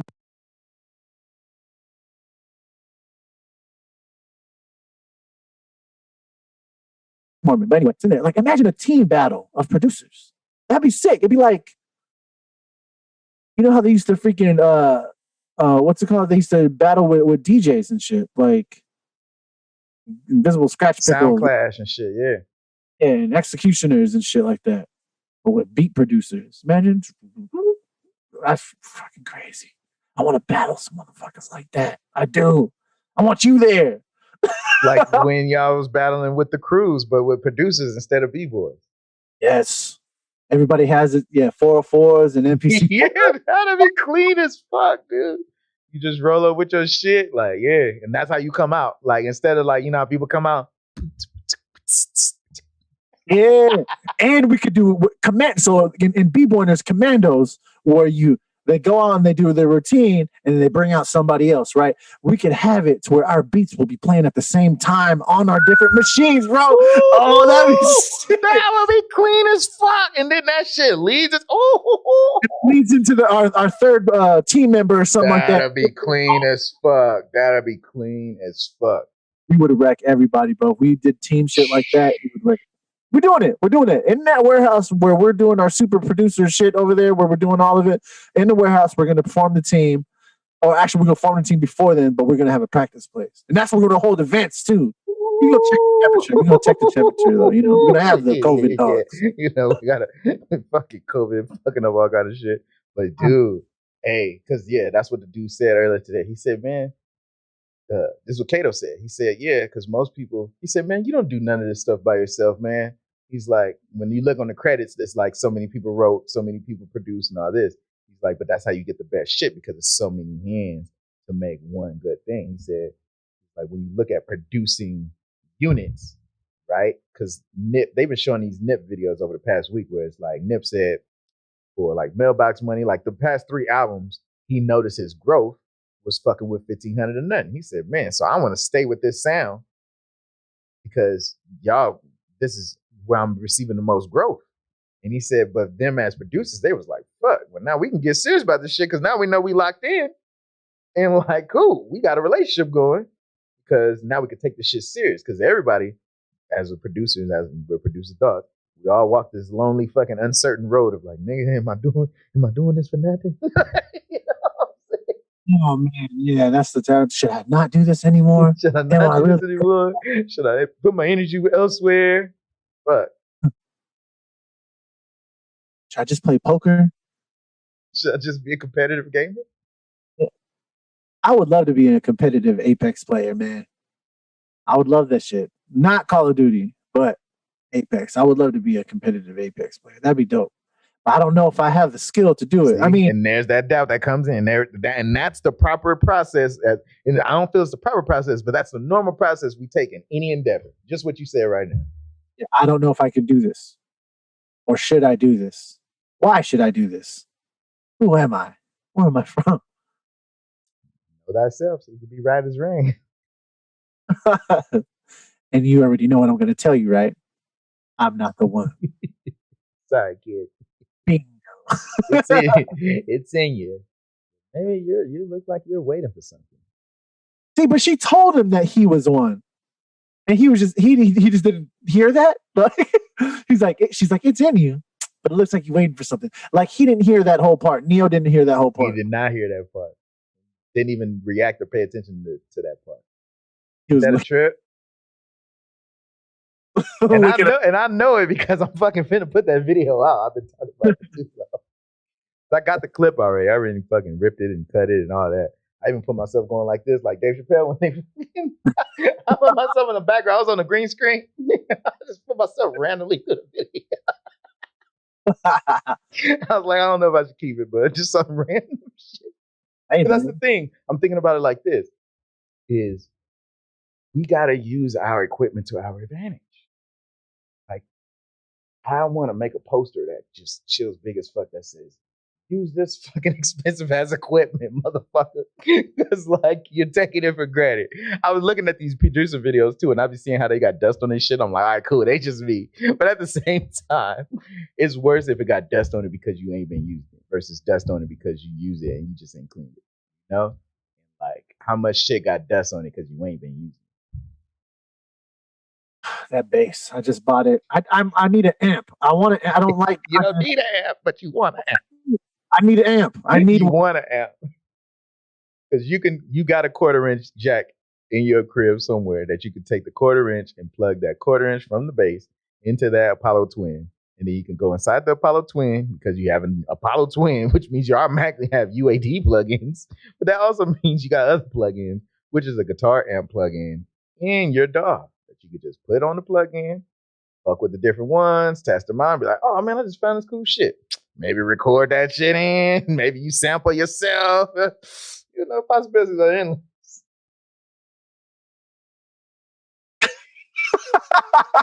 Maybe you could do this. Maybe you could do that.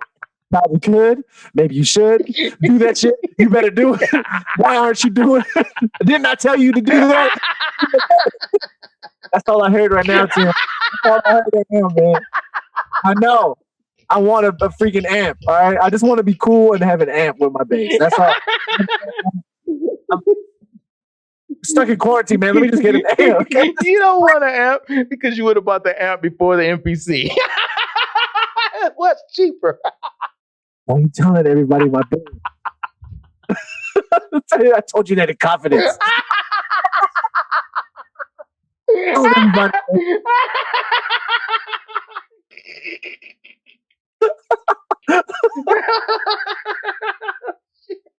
I'm about to say something here, man. It's like Hall of Name and shit.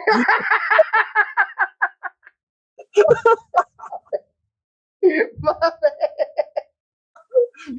PC, motherfucker. You would have better than that PC, motherfucker.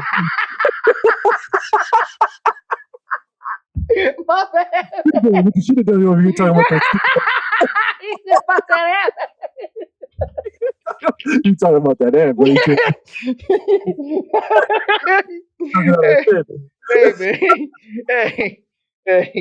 Hey, real shit, man. Hey, I give you 100% full rights to call me on my bullshit, right? 100% full rights. Because I'm not gonna let you slide. I don't care, man. You know what? I didn't want the freaking amp as much as I want. But be true to yourself. But I still want the amp. You could want everything. You could want everything. It's yeah. Be true to yourself. You gotta be true to yourself. Hey, I did. I was trying. Damn, that's funny, man. Oh my god. Good shit. Yeah, man. Hey, because I just want you to pick up the bass and put a fucking note through there. I've done it. I'm not gonna lie. I hooked it up to it before. That's when I first was trying to figure that out. I'll do you proud with that. I did do that once. I documented it once because I didn't know the way I did it because that was when I was tuning bass and like getting things and I was playing. I was like, oh shoot, I don't know how to fucking play this shit. I was just trying to fuck with it, but hold up, you documented it? I'm documenting it right now. Yo, hell yeah. Just do that shit one time, man, before you get the app. Just document yourself. I'll document it. I'll Twitch it. Why not? I'll go on Twitch. Nice. I'll try to play. I don't know any of the notes or anything. Yeah. I'm just gonna yeah, just experiment. You see, I put a fucking video up the other day of me being on my acoustic. I don't know what the fuck I was doing, but I was doing something. Right. I know. And I'm gonna sample myself, and I'm gonna turn that shit into real something instead of just that something I did. Because that's what I feel is dope about it. Like, even though we're not dope musicians per se at an instrument, we're dope musicians when it comes to producing a finished product with our DAW. We know, like, the DAW. Yeah, our instrument is the DAW, and we're good at that. Like, over the past 8 years since 2012, for me, I've been going in on Logic, the DAW. So that's my instrument. But now I'm trying to learn different instruments: the DJ controller, the fucking machine micro, the piano, guitar, bass.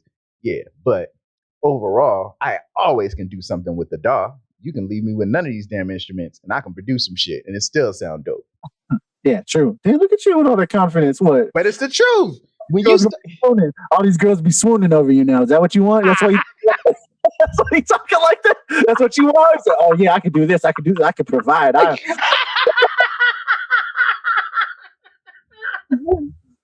can take care of your kid if you want.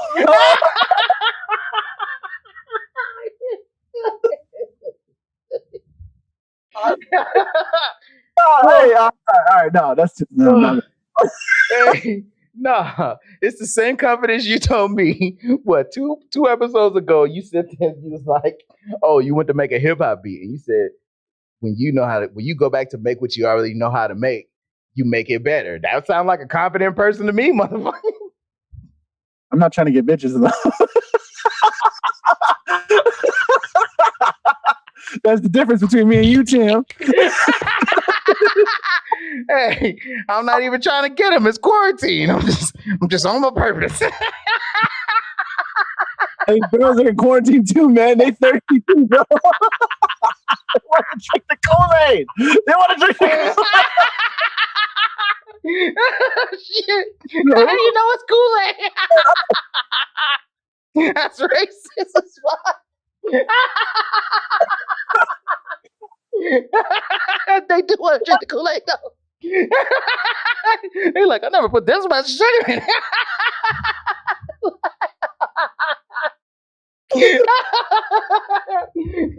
Like, yeah, it's got a special touch to this shit. Well, you racist. Why you gotta be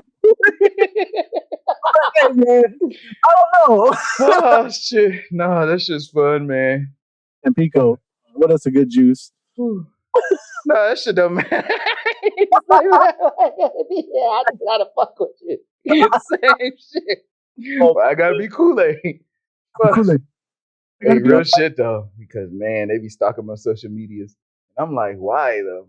That's why I be trying to wonder, Ed, like, why though? Why though? You know why? Because you was talking about all this confidence. You said, "Oh, it's the juice." It's the juice. You got the juice now, kid. Like, oh, look, you making shrimp tonight, girl. I know. I see. Did you see what Tim made? That? Like, did you see the teriyaki chicken? Did you see him make the chicken waffles? Homemade chicken waffles? Guess what? It's all healthy. I know. Gluten free. They probably pubbing it for me. Gluten free, soy free, grain free. Oh my god. They got you. That's what you say. That's you. Don't worry about it though. That's fine. Oh my god. Good shit, man. Yeah, hell yeah, man. Is it time to play Apex? What time is it? Right here. All right, so yeah, let's give the insight on that. Let's get insight on that at least. This nigga, I've been hurting this whole time. This shit hurts, homie. Like, so the reason why this shit hurts more, right? So this happened on Sunday. I slept wrong on Sunday. And like, shoulder? Yeah, like fucking wherever this pinched nerve is in my neck, I slept wrong and it pinched it even more. So now it's like tender, you know what I mean? Yeah. And so like I feel the spot in my neck, and then there's the second spot, like, you know, where your shoulder blade fucking connects. Right in there. It's like just it's like if motherfuckers could just take something and just stick it right in your back right there. And this is what I feel now. What's hurt now? The reason why it hurts is like the pain that I feel right now is chill. But if I laugh or if I cough, you get the pain in the neck and that back part. So it hurts. And then when you feeling that pain when you laugh, it'll trigger some shit, and then like a muscle just start fucking contracting out of nowhere. You just like, what the fuck? Like right now, this laugh hurts because I feel it in my shit. And it's just like, but I'm doing it, you know what I mean? And it's like, so what, the last time I was in pain was probably 2 weeks ago, and I noticed my content. That's like I was looking at my shit and I had the towel on again and all this shit. And I noticed how I got into a funk. So then when this shit happened on Sunday or Monday when I woke up, I'm like, fuck.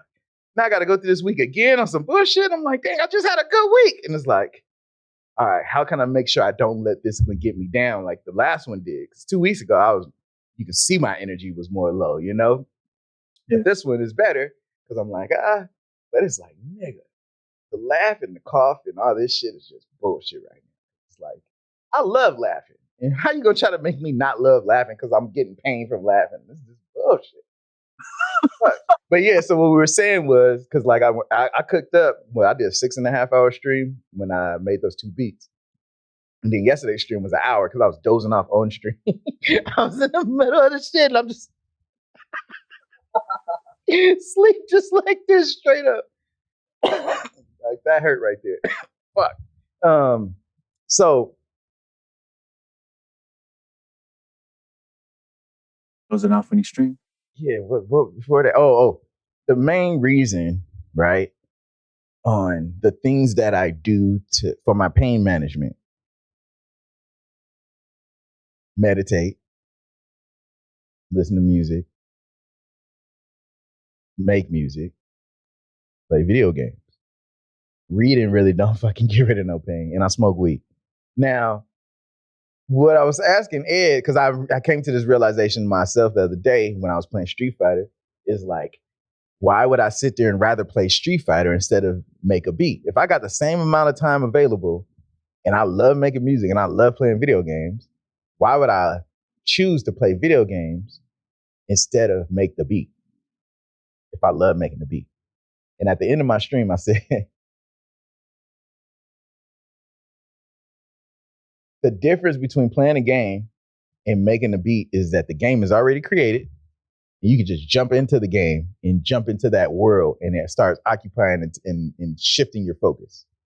When you're creating a beat from scratch, there's no sound. There's no sound. You're like in a room that ain't got nothing in it.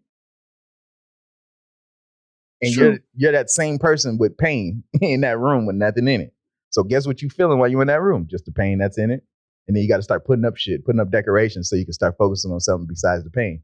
And you don't finally lose sight of the pain until you got enough shit in the room to make you lose sight of it.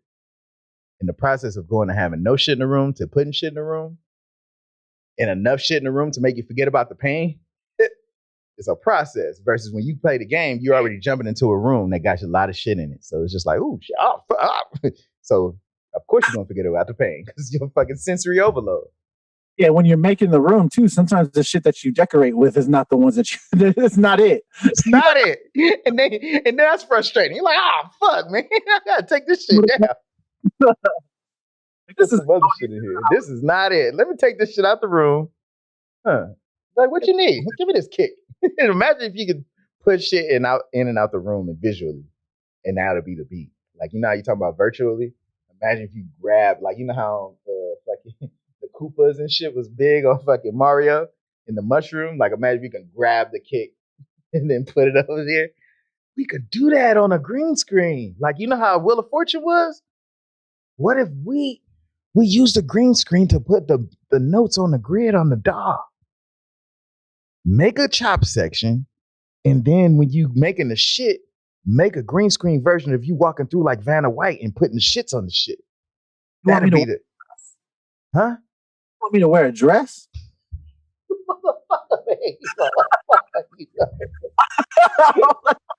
Oh, shit. Motherfucker. Oh, my bad. Yeah. Hey, it's good. Right. Laughter's supposed to heal all that.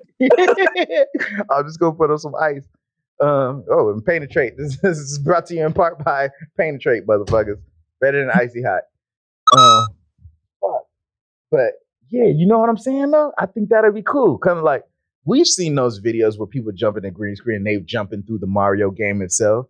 But imagine if you just had the logic grid or the machine grid, and then like a little Nappoo is running through and fucking putting the fucking sample there, or like you're lacing the drums. Like, you know, you put the 2 and the 4. Imagine if you was like acting like you're grabbing something and then you put the note right there. Ooh.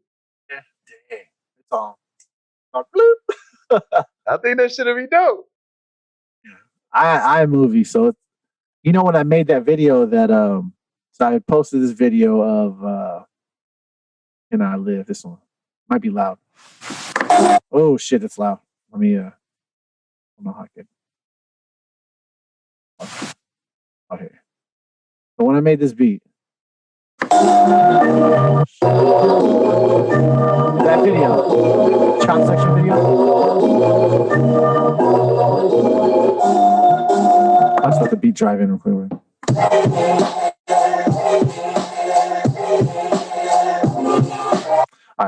So that when I did that video, I had to export 3 times the green screen cut because I had myself regular. I know that my head was cut. I fucked up, but what's it called? My head got cut off.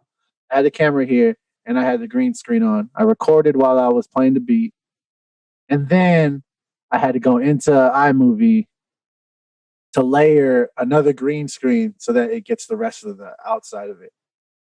And then I had to minimize myself lower and kind of position to where the background where I would be like, that you see in my post. Export that, and then bring that one in with my video, or my video down there. Export that, bring it back in, and then put chop section on there. Damn. And then export that, and then redo the audio because the audio was off sync.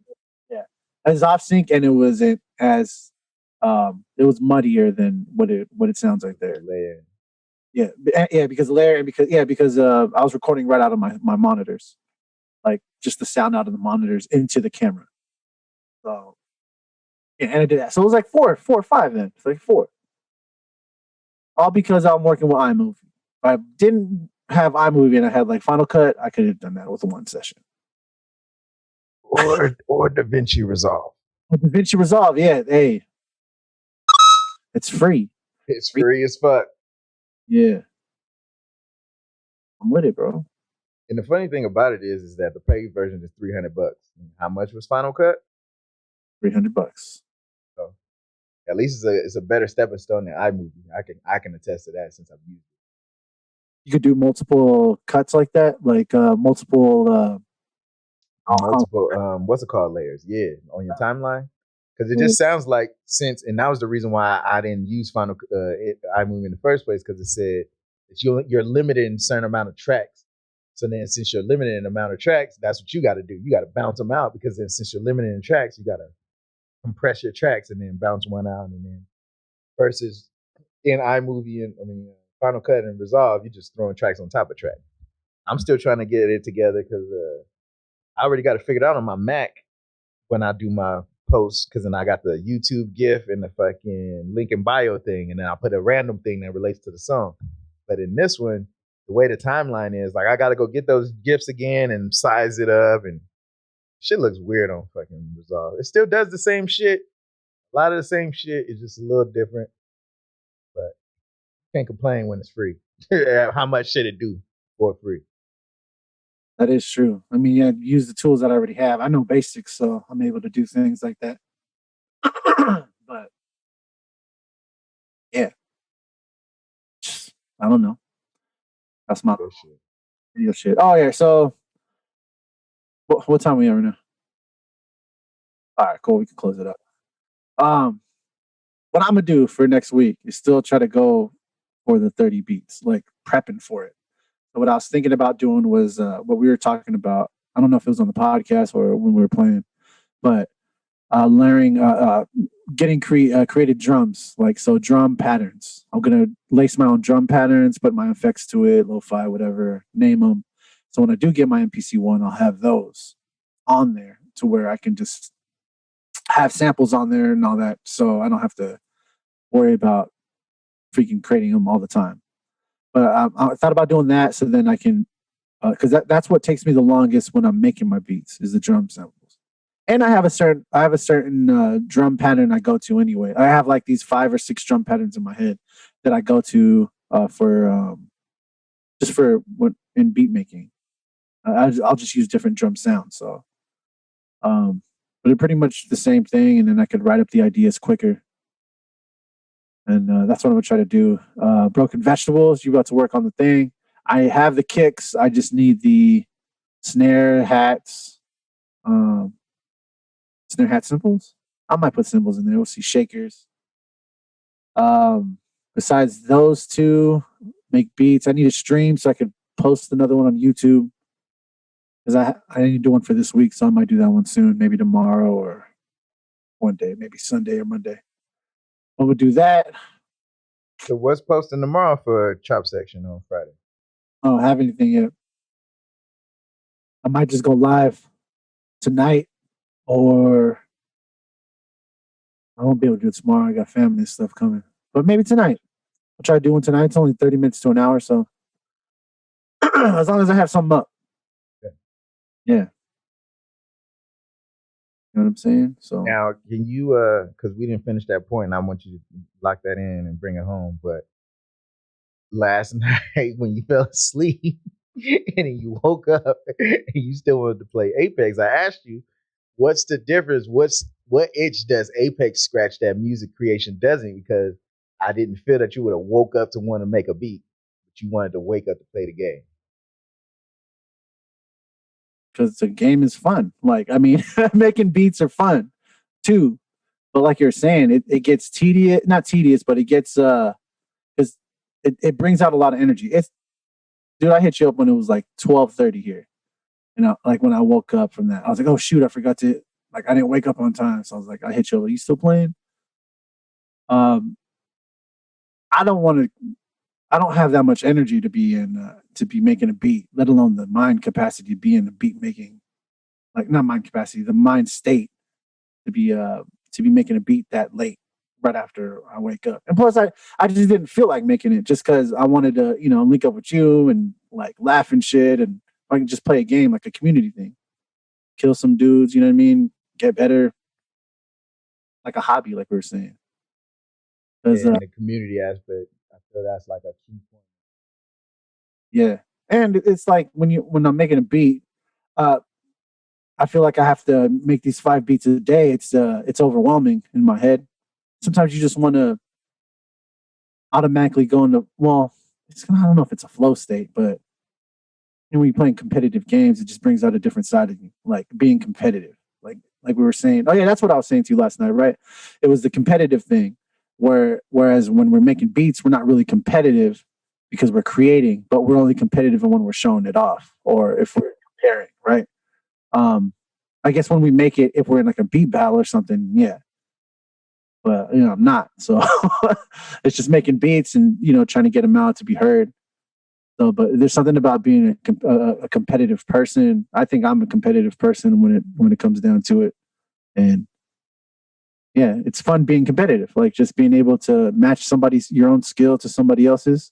It's fun, and it's a good way to grow, and it teaches you a lot of shit. So I will, yeah, and that's why I woke up. I woke up because I wanted to play a video game.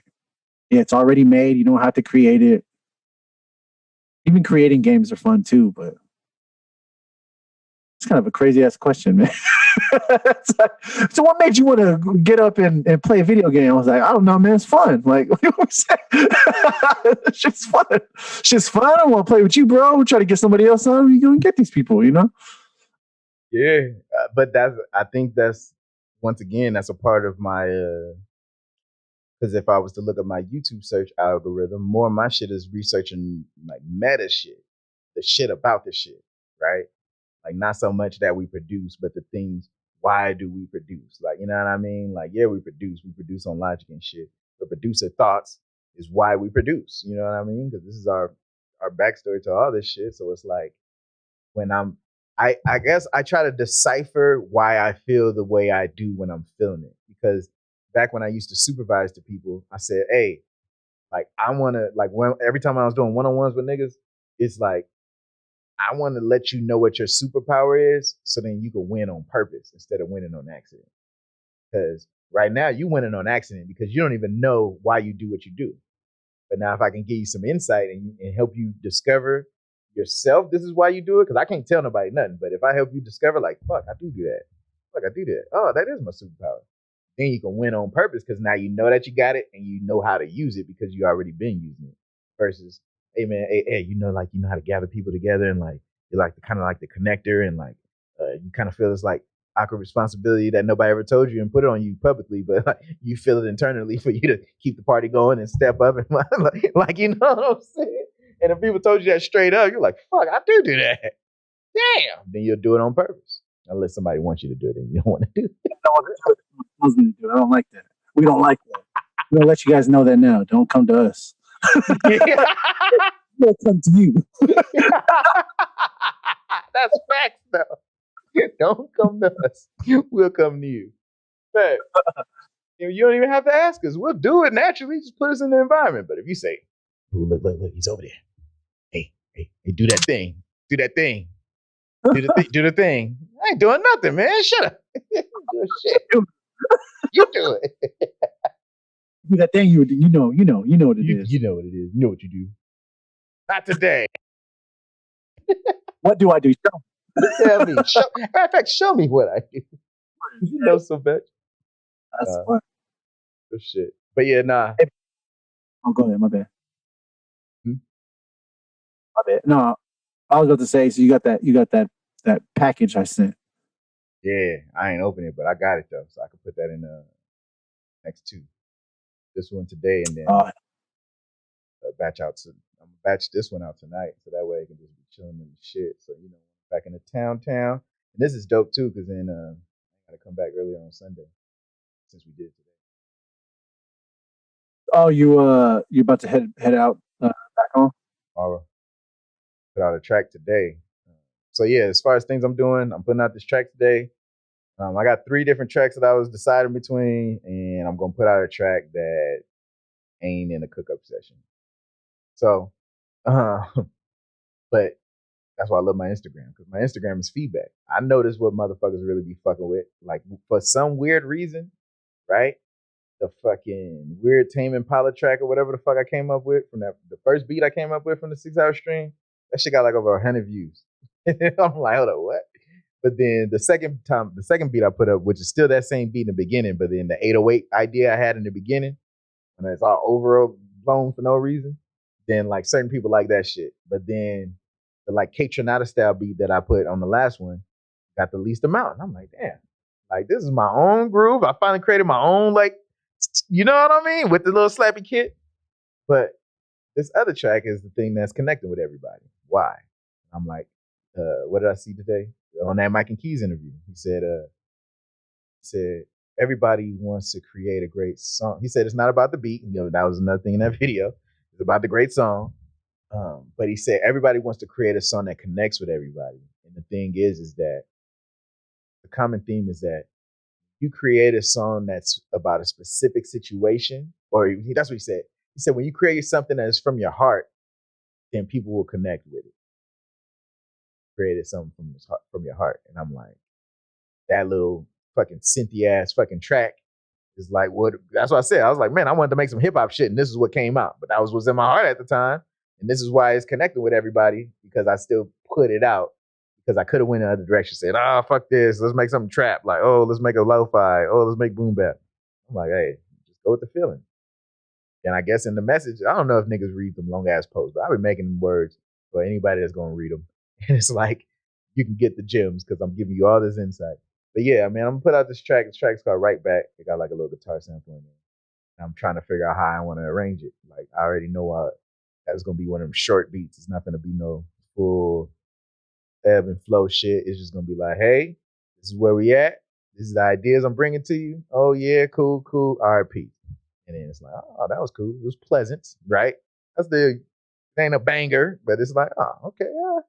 And so when I was thinking about, just like goes back to what you said, can I do it? Am I good at it? And is it something I want to do? Would I love for people to send me shit so I can sit there and arrange it and figure out how to ebb and flow on the shit? I don't know, man. Like if everybody works like you, then yeah. But like I think about them worst case scenarios too, because it's like you send it back to a nigga and you're like, oh no, I don't really like this section. All this, then you got to do all these edits and shit. Because like with you're a producer, so it's like this part, and then you just change it. So then it's like, cool. But with another nigga and they don't produce, but then you're just expected to be that. I'm not looking forward to that kind of shit of like, oh, well, can you change this part? Well, I don't really like this part. And then you send it back. And, my nigga. They Fiverr it. You're like, all right, you get like 2 or 3 changes. Revisions. Yeah, revisions, exactly. 2 or 3 revisions. If you want more, it's $50 more. I fucks with that. Yeah, I think I'm gonna do that. I fucks with that. I thought it was like glitching. Just playing off what you said. What's it called? You were saying, based off what people like. Well, for me, I think is the remixes, and that was the last thing on my mind. It's always the last thing, right? Expect that you would want to do. I like doing it. I do. I mean, It's kind of cool. But I think when we get off, I think I'm gonna cook up another remix, or Yeah. I'll use one of my beats that I've made. I think I made. I Oh, have pair a, it up. yeah, I have a total of 12 beats. So. Oh yeah, man. Thank you. But yeah, I'm gonna try to use one of those. I'll put those to use. So yeah, probably find. I got something in mind, so probably place that out there. And I do want to put a lo-fi track out on Spotify. So I have a lo-fi beat I made out of those 12 beats. So there's another beat used for that. And then I do want to just slap all of these beats and put it on BeatStars because I want 30 beats up on there at least. Especially for freaking for February to April. Yeah. Yeah, so straight up, bro. That's what I'm trying to do. That's what you're doing? I fucks with it. No, hopefully that's what I'm trying to do. Yeah, there is no try. There is no try. It's to do what you do now. I'm not doing it. Yeah, I'm not doing that. I thank you for catching me. I'm going to put it up on Spotify and I'm going to come out with this remix. Yes, period. Period. Yeah. Because one of the things I still feel we take for granted is that we got music that we can put on Spotify. And there's niggas that don't even know how to even take it from A to Z still to this day. After all those DistroKid commercials and stuff, right? After all those DistroKid commercials, TuneCore, after all the Nip interviews where he said, I was just looking at my TuneCore and everybody said streaming ain't the way, but I'm seeing at my TuneCore, I'm getting this. He liked it. And this is what Nip, another little Nip gem is. He said, I went after the streaming because everybody said the music industry losing money and yet they only paying you in cents. He's like, but if you create a classic, imagine over your lifetime how many times you listen to a classic over your lifetime. It's a classic. And you getting money off that forever. That's that forever money. Regardless, yeah, cents. You're still getting paid. Still getting a check every month or every 3 months or whatever. Another thing that dude Crash said earlier today that was a gem was when he said, somebody asked him, they said, hey, so when do you create different songs from the mood you're in? He said, nah. Because that's the best things that you come out. Being honest and vulnerable. So honest is connecting to your heart, meaning that somebody else can connect to it too. If you create a story for everybody, then nobody connect to it. But the more specific you are, the more universal it is. So he said, right. Huh? That's crazy. The more specific it is, the more universal. That's crazy. It's crazy. You would think the opposite, but it's not though. Oh, my bad. Go ahead. Right here and right here. I was like, wow. All right, Tim. We out here, man. I'm just a messenger, brother. Yeah. Look at my finger, bro. Real. But he said for 3 days, he said for 72 hours, he'll just create as many songs in that mood because it's his most authentic of feeling that. So why just get one sad song? If he's in that sad mood, just bang out a grip of sad songs. Because obviously it's going to be a vibe. That's why I always say my vibe ain't for everybody, but it's a vibe for somebody. If somebody's in that sad vibe, then boom. Fucking Steve Gonzalez, he was like, this sounds like it'll be in Stranger Things. And I'm like, nigga, I ain't never seen Stranger Things. But it's funny that somebody that watches Stranger Things like a motherfucker would say, dang, this sounds like something I can hear in Stranger Things. Rio was like, oh, this sounds like some Dr. Disrespect Vaporwave. And I'm like,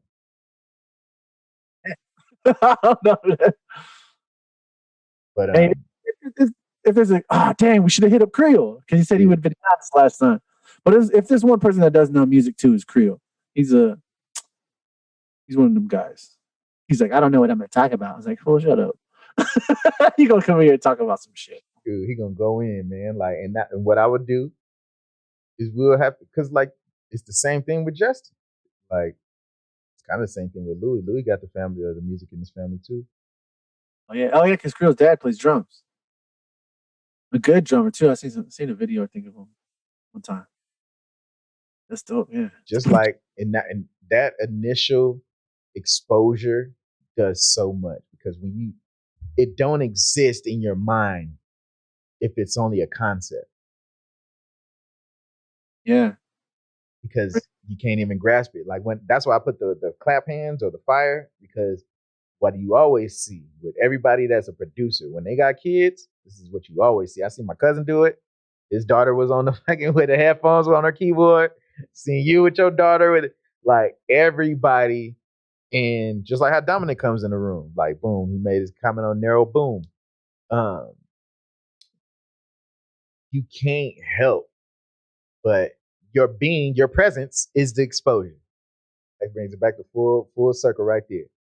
Your providing is more important than money. More than money. Yep. Because you sitting there making beats and then your daughter comes over and she start pressing buttons. That moment right there, that moment, she may not be able to remember it when she's older, but it means so much to her development. Because she's going to know that this is possible rather than out the gate instead of it being some pipe dream. Yeah. Yeah, and editing and stuff, they always see me do that stuff. So they're like, huh, I don't have to just be a doctor or be a nurse, you know, or be in the healthcare industry and all together. Yeah, because we didn't know. We only knew three things growing up, right? Doctor, fireman, what a lawyer. A lawyer, yeah, and I was going to be a lawyer. That was my thought. I didn't want to do the doctor shit because I feel too much shit. I don't want to do the fucking other option. Fireman. I kind of did want to do it. When I saw them niggas running with that shower, I was like, nigga, I'm going to run faster than that. Hey, have you seen those firemen, those ones in Japan, where they take those fireman games or whatever? These fools, they run like this obstacle course, and it's like a full track route, right? Like they're on a track, like this 4-story building. They got to climb up with ladders, right? And they gotta hoist up the bucket of water, and then like yeah, they have to fill up this thing with a bunch of water, like to simulate like putting out the fire, right? Ladder, when they grab the ladder, bro, they're jumping. No, first they run, and then there's these big ass hurdles. They have to like they're this like 6-7 feet hurdles. And they have to lunge over, go under, lunge over with the ladder. Oh no, this is before they get to the ladder. Oh, okay. So then they go, and then they get the other they get the ladder, and then it's a skinny ladder, bro, like skinny ladder. They hook it. The guy climbs up there on one story, and then the other guy climbs up it, and then they freaking pull it back up while they're sitting on the ledge, and that guy goes up to the second story or the third story, and then and they just latch each just rungs like, oh my god, Jackie Chan that shit all the way up. Come on, let me see if I can find some. What is it called? This should sound like a Ninja Warrior, but with a group fireman. It's like firefighter Ninja Warrior and shit. That's what it sounds like. It's on some like low budget thing though. Like it's not even like. Hey, Ninja Warrior was low budget at first too. Motherfuckers hopping over the pond and shit, climbing up that half wall. Oh, that's true. That's true. Spider Walker. Yeah. And Firefighters Japan video. Where's the video? Is it? Oh, training. Oh yeah, bro. I have to send this to you. Hey, as you looking up, I want you. I only asking this. Shop on Amazon. Oh, you shout out to Amazon. Give me a job again. Yeah. I'm just kidding. Oh, this is the training, but it's still crazy. Anyway, yeah, go ahead. You want me to what? Oh, so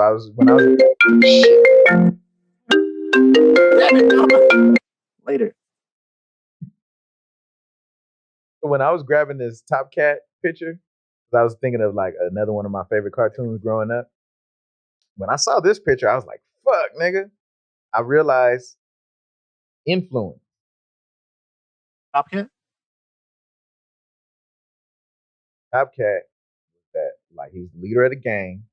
He's always getting in trouble with Officer Dibble or whatever that food name was. He was a smooth ass, cool ass cat that was always getting him shit out of trouble. He's shooting dice. He's shooting dice. I used to shoot dice so much, man. But it's just like, I don't know. I just be thinking about the concept of like, do you feel that you've adopted any traits from cartoon or any figures that you watched growing up? Yeah. Fresh Prince. I watch Fresh Prince all the time. And What do you feel you took from Fresh Prince? the lessons they always had. They always, you know how back in the 90s they always had the sitcoms with the good lessons and stuff. Family Matters. That is a good one. I remember. Full House has some good lessons. I remember specifically on Family Matters where Laura tries to go out to the Seal concert, and the mom and dad was like, "No, you can't go." She's like, "How come Eddie gets to go with his friends?" He's all, "Point simple, it's because he's a boy and you're a girl." I was like, "Yeah, that makes sense." It's scary, bro. Like, come Straight on. up. Like, come on. Like, and I got that, and I was like, dang. But then they ended up letting her go, and I was like, all right. And before I was like, oh, cool, they let her go. Now I'm just like, well, you are like, you're not as strong as your brother. I'll tell you that. If you're going with a bunch of girls, that's kind of dangerous. At least let him go with you or somebody. Have another guy go there with you or something like that, with you and your friends, not just you, both of you yourselves, but it makes sense, but just stuff like that. That's the ones that stick out. Oh, the Stefan and Steve shit. Tell you to love you for who you are, even though a motherfucker's cool and shit. And if somebody likes you for being somebody you're not, then they're not cool. That's the big one. Fresh Prince, you're goofy and stuff like that. Oh man, I know you goofy. I always remember that damn episode. Fucking Lisa. What you mean? What you mean by that? I don't know, like goofy. Bitch, you can't use the same word to describe what I feel like. Yeah, stuff like that, and what else? Oh, well, Dragon Ball Z. You could always level up. And now with Super, you could level up, but you could still be leveling up at the same time, but in different paths.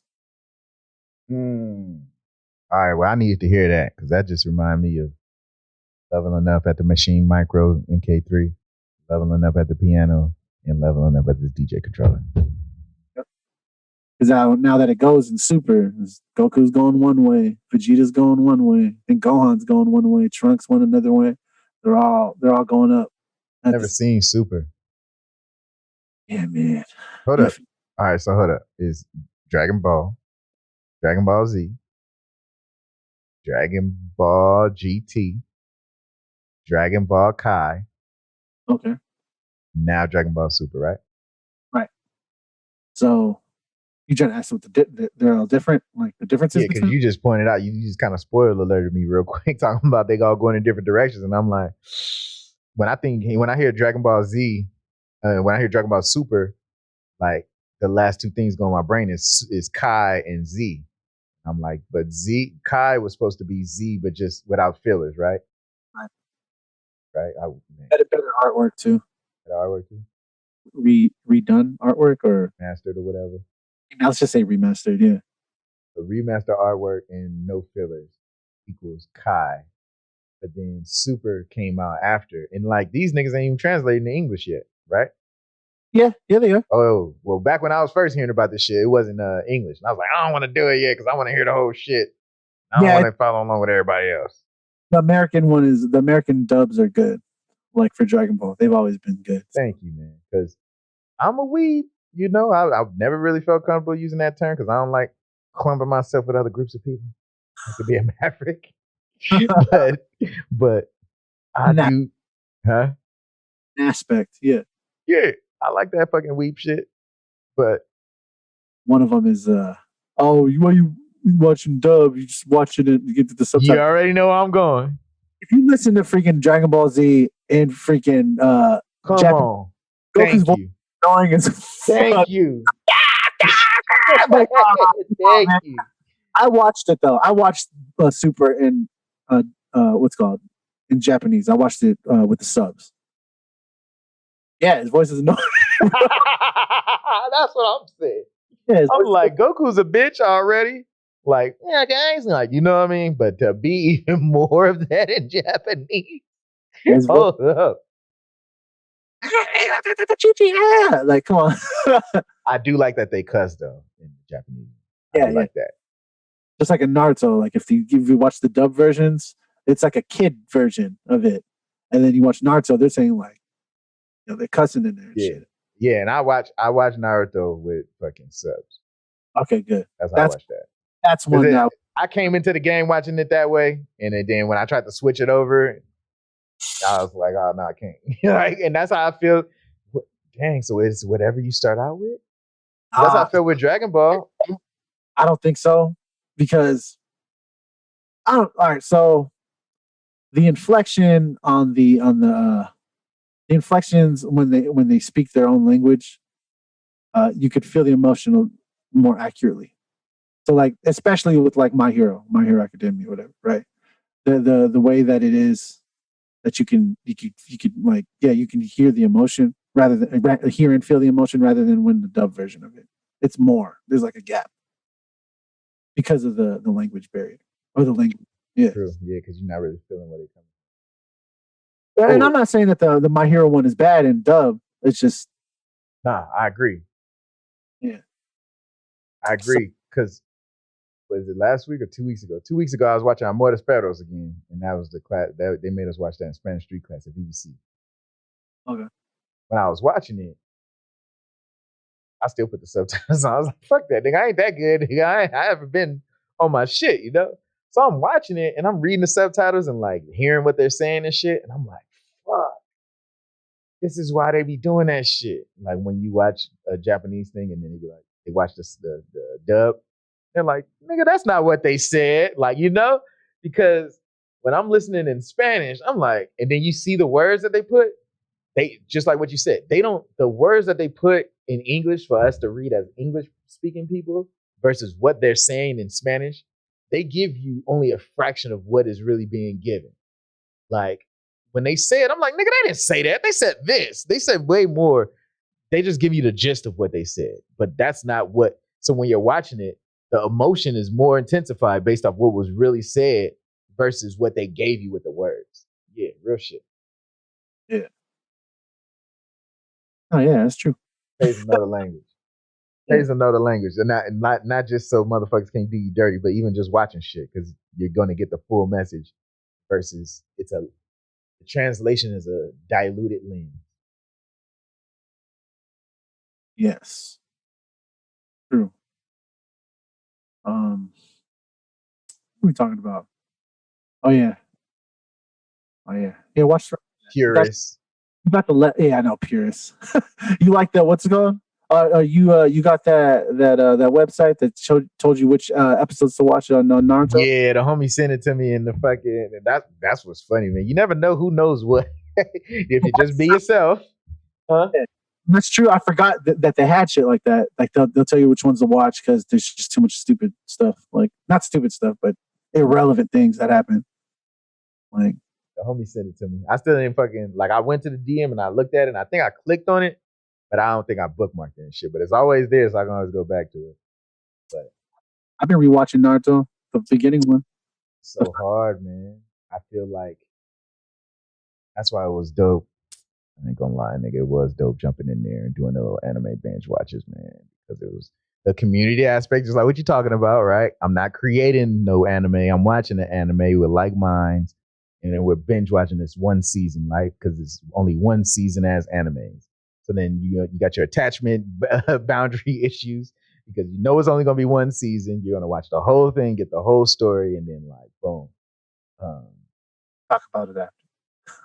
And then talk about it after. Yeah, and that's the best part because there's so many lessons, and like you get lessons, other people get lessons, and then y'all all share and be like, oh fuck, I didn't pay attention to that part. Like, yeah, it'll be dope to have like an anime study, right? Do that. We should do one of those. Like a fighting one though. I don't like those other ones too much, but I haven't given them a chance though. But I'd rather watch a fighting anime than or like an action. Yeah. Yu, My Hero, Naruto, Dragon Ball. Like, yeah, all those kind of stuff. Yu, it didn't take me long to get into Yu. Yeah. That's a good one. That's a classic one, dude. I used to watch it on Toonami Then I finally finished it like a few years back because I never just got around to doing it. You know what else are good ones? Freaking the I sport was one. just about to say, I was like, I heard the sports ones are good. Like Justin Wong always was talking about some basketball one. Everybody was swearing by it. There's one that I don't know if it's Kuroko's basketball. That's the one I watched. That shit is dope. Back to you, but it's like it's a anime basketball, and then like it got all philosophy and life lessons in that shit too. And so he was saying that shit and translating it for the Street Fighter fucking competitive scene, right? That fucking staying encouraged and working hard and all that same shit. He's like, sports animes are my favorite because it's more correlated to your competitive journey. Yeah. And what's cool about that one specifically, the Kuroko's basketball, is that so the whole premise is like they're in middle school, right? And they had the dopest squad, like the dopest like freaking squad in middle school. And then they go to different high schools. But each individual person plays like a 1, 2, 3, or 5, right? So like the center is like super dope. He has like he's like really powerful. There's like a guard that can shoot from anywhere. He's basically like freaking Steph Curry. There's a point guard who could break anybody's ankle, so his handles is on point. AI. Yeah, another dude, power forward. These other guys that are just dope, right? But the main character is the sixth man. So he's the guy that watches. He's the guy that came off the bench, but his passing is like he's like Rondo. He's just like you know what I mean. He's just freaking crazy, but he can't shoot or some shit like that. He works on that, and it goes through the whole motions of that. So that's probably what the dude was saying, talking about like working on your weakness, but still exploiting your freaking strengths. Yeah, but it's dope. Yeah, it's good. Watch that shit. I'll rewatch that. Oh, Strength Finder, exploiting your strength. Circle. That's what we do around here because we do shit every week. You know what I'm saying? Shit every week. Come on, baby.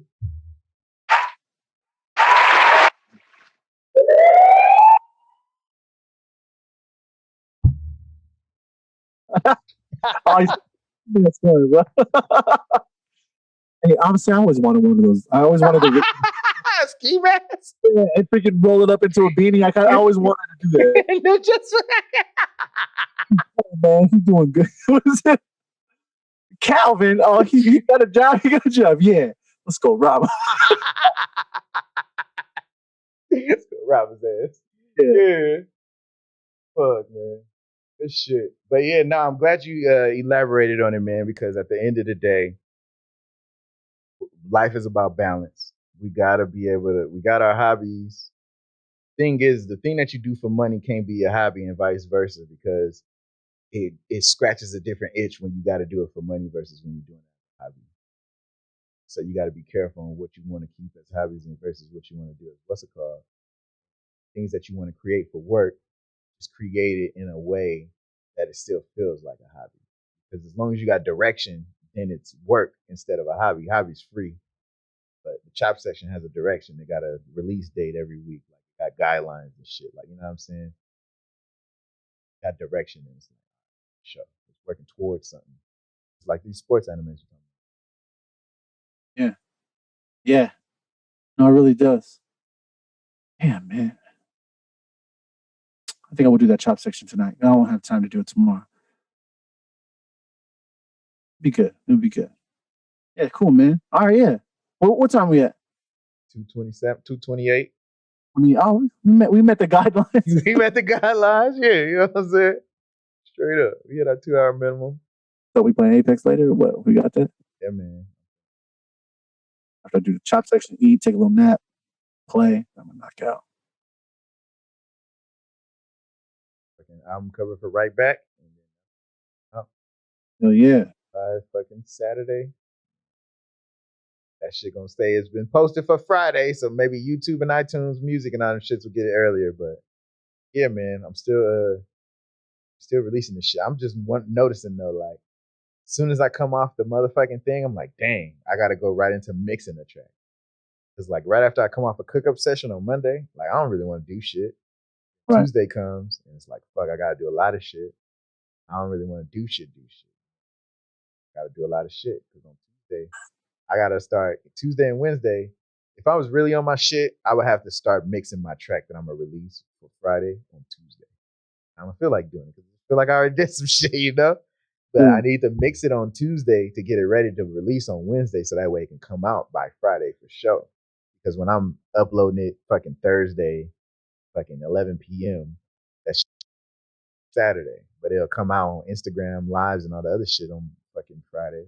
It won't be on Spotify by Friday. You can schedule your Instagram lives? No, I'm talking about you know how Instagram takes your music into their library so you can post it on Reels and shit in your story. Oh yeah. Okay. Oh, okay. It takes like a week, right? Is that what you said? It takes like yeah. a day or 2 days. So if you post it, if I posted, huh? I said, oh no, go ahead. I said it does. Yeah, it comes faster because I'll be checking all the shit. So it comes faster to TikTok, Instagram. Like when you upload it and distribute it to all the people, the fastest people get it first is TikTok and Instagram. It take like a day. Okay. So if I do it Thursday and I upload that bitch by Friday 7, I've been noticing when I get the email 7:30 p.m. PST, so maybe 10:30 EST is when DistroKid was seeing things say, "Hey, your shit was," because you know when you first upload it, say, "Hey, your artwork is good and the song is good." Then it'll send you another email like, "Hey, nigga, we sent it to these niggas. It's sent to all these motherfuckers, Amazon, all these motherfuckers, yeah. Then a couple days later, hey, nigga, fucking Shazam got this shit. And a couple days later, MediaNet got this shit, nigga. Like, you know what I'm saying? But after that first day, when you first do it, the next day, you know, it's 24 hours and 7:30 p.m. the next day on Friday, you're going to get the email that says, hey, nigga, we submitted this bitch to Apple Tunes and all these other motherfuckers and YouTube and Spotify, nigga. Go to look up and go to iTunes. Like when I looked up CFA and the story thing, I'm like, damn, it's already here. You motherfuckers. But then you go to Spotify and it's not there. You go to iTunes and it's not there yet. I'm like, oh, bitch. Then the next day, it's on iTunes. iTunes gets it faster than Spotify. The same time that Spotify gets it is the same time YouTube gets it. Because every time you upload the DistroKid, DistroKid uploads, that's the MediaNet one. And that's what goes to your paired up YouTube account where it goes under music videos and each release you do. So Tap In should be under there. Straight Out, Boardwalk Miss, Crimson Sea, Autumn Rush should all be under your music videos tab under your YouTube because that's linked to your DistroKid. Oh, okay. But Wednesday's the sweet spot if you really wanted to come out Friday so it could be on that release radar part. Oh, and then just get you all those streams. Sorry, I'm looking at the DistroKid thing right now. It's official. I'm able to pay for my yearly subscription with the come on with the I make money for this.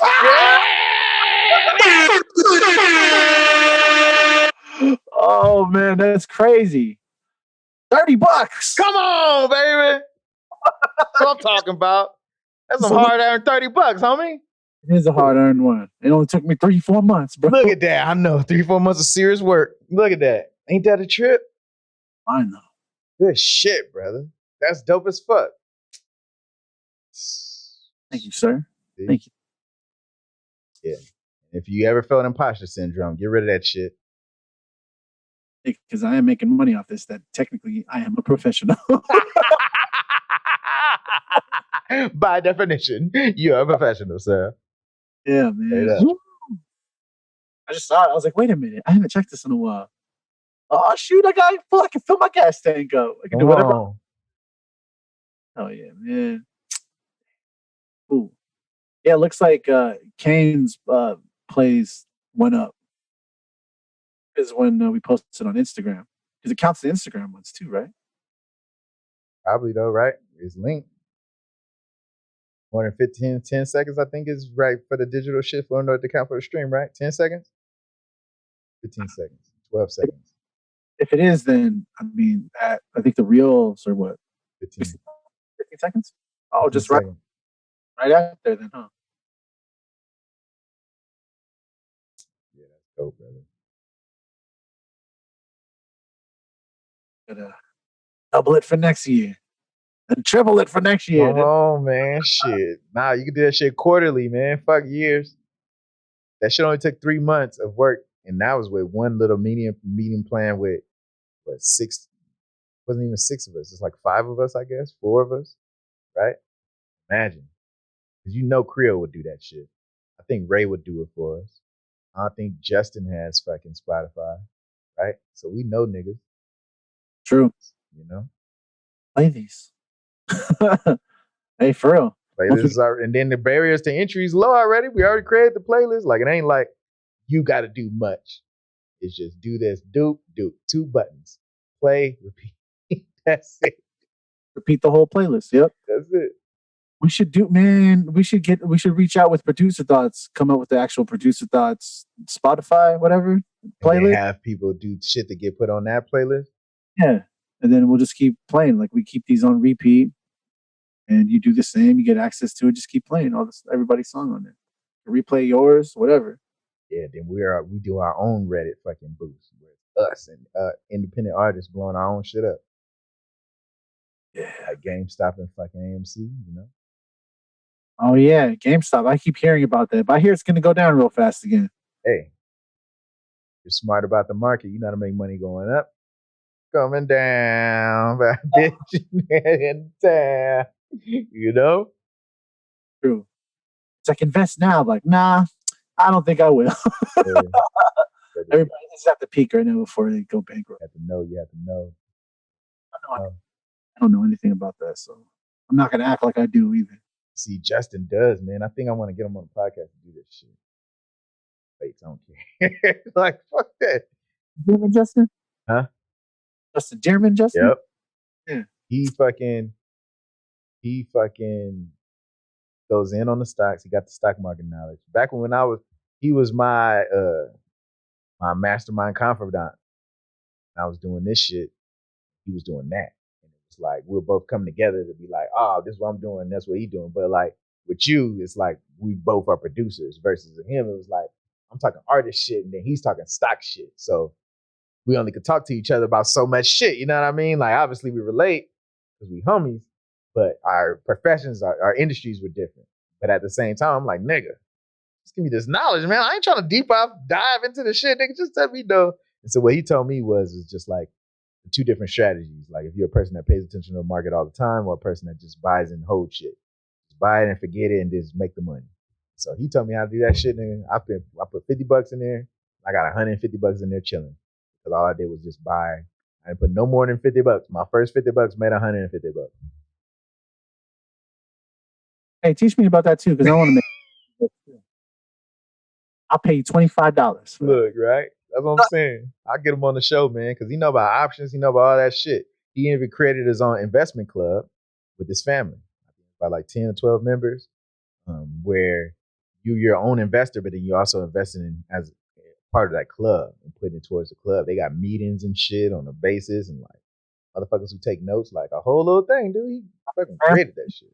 Huh? Yeah. And that's a family thing? Yo, that's dope. That's goals right there for sure, bro. That's how a lot of families should act.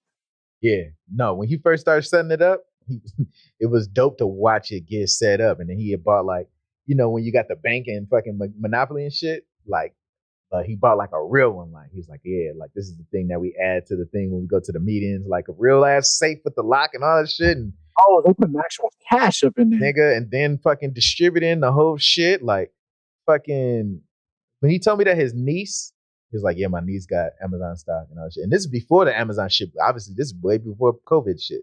So dang, they are paid right now. Then all of that shit was prior to COVID. Yeah.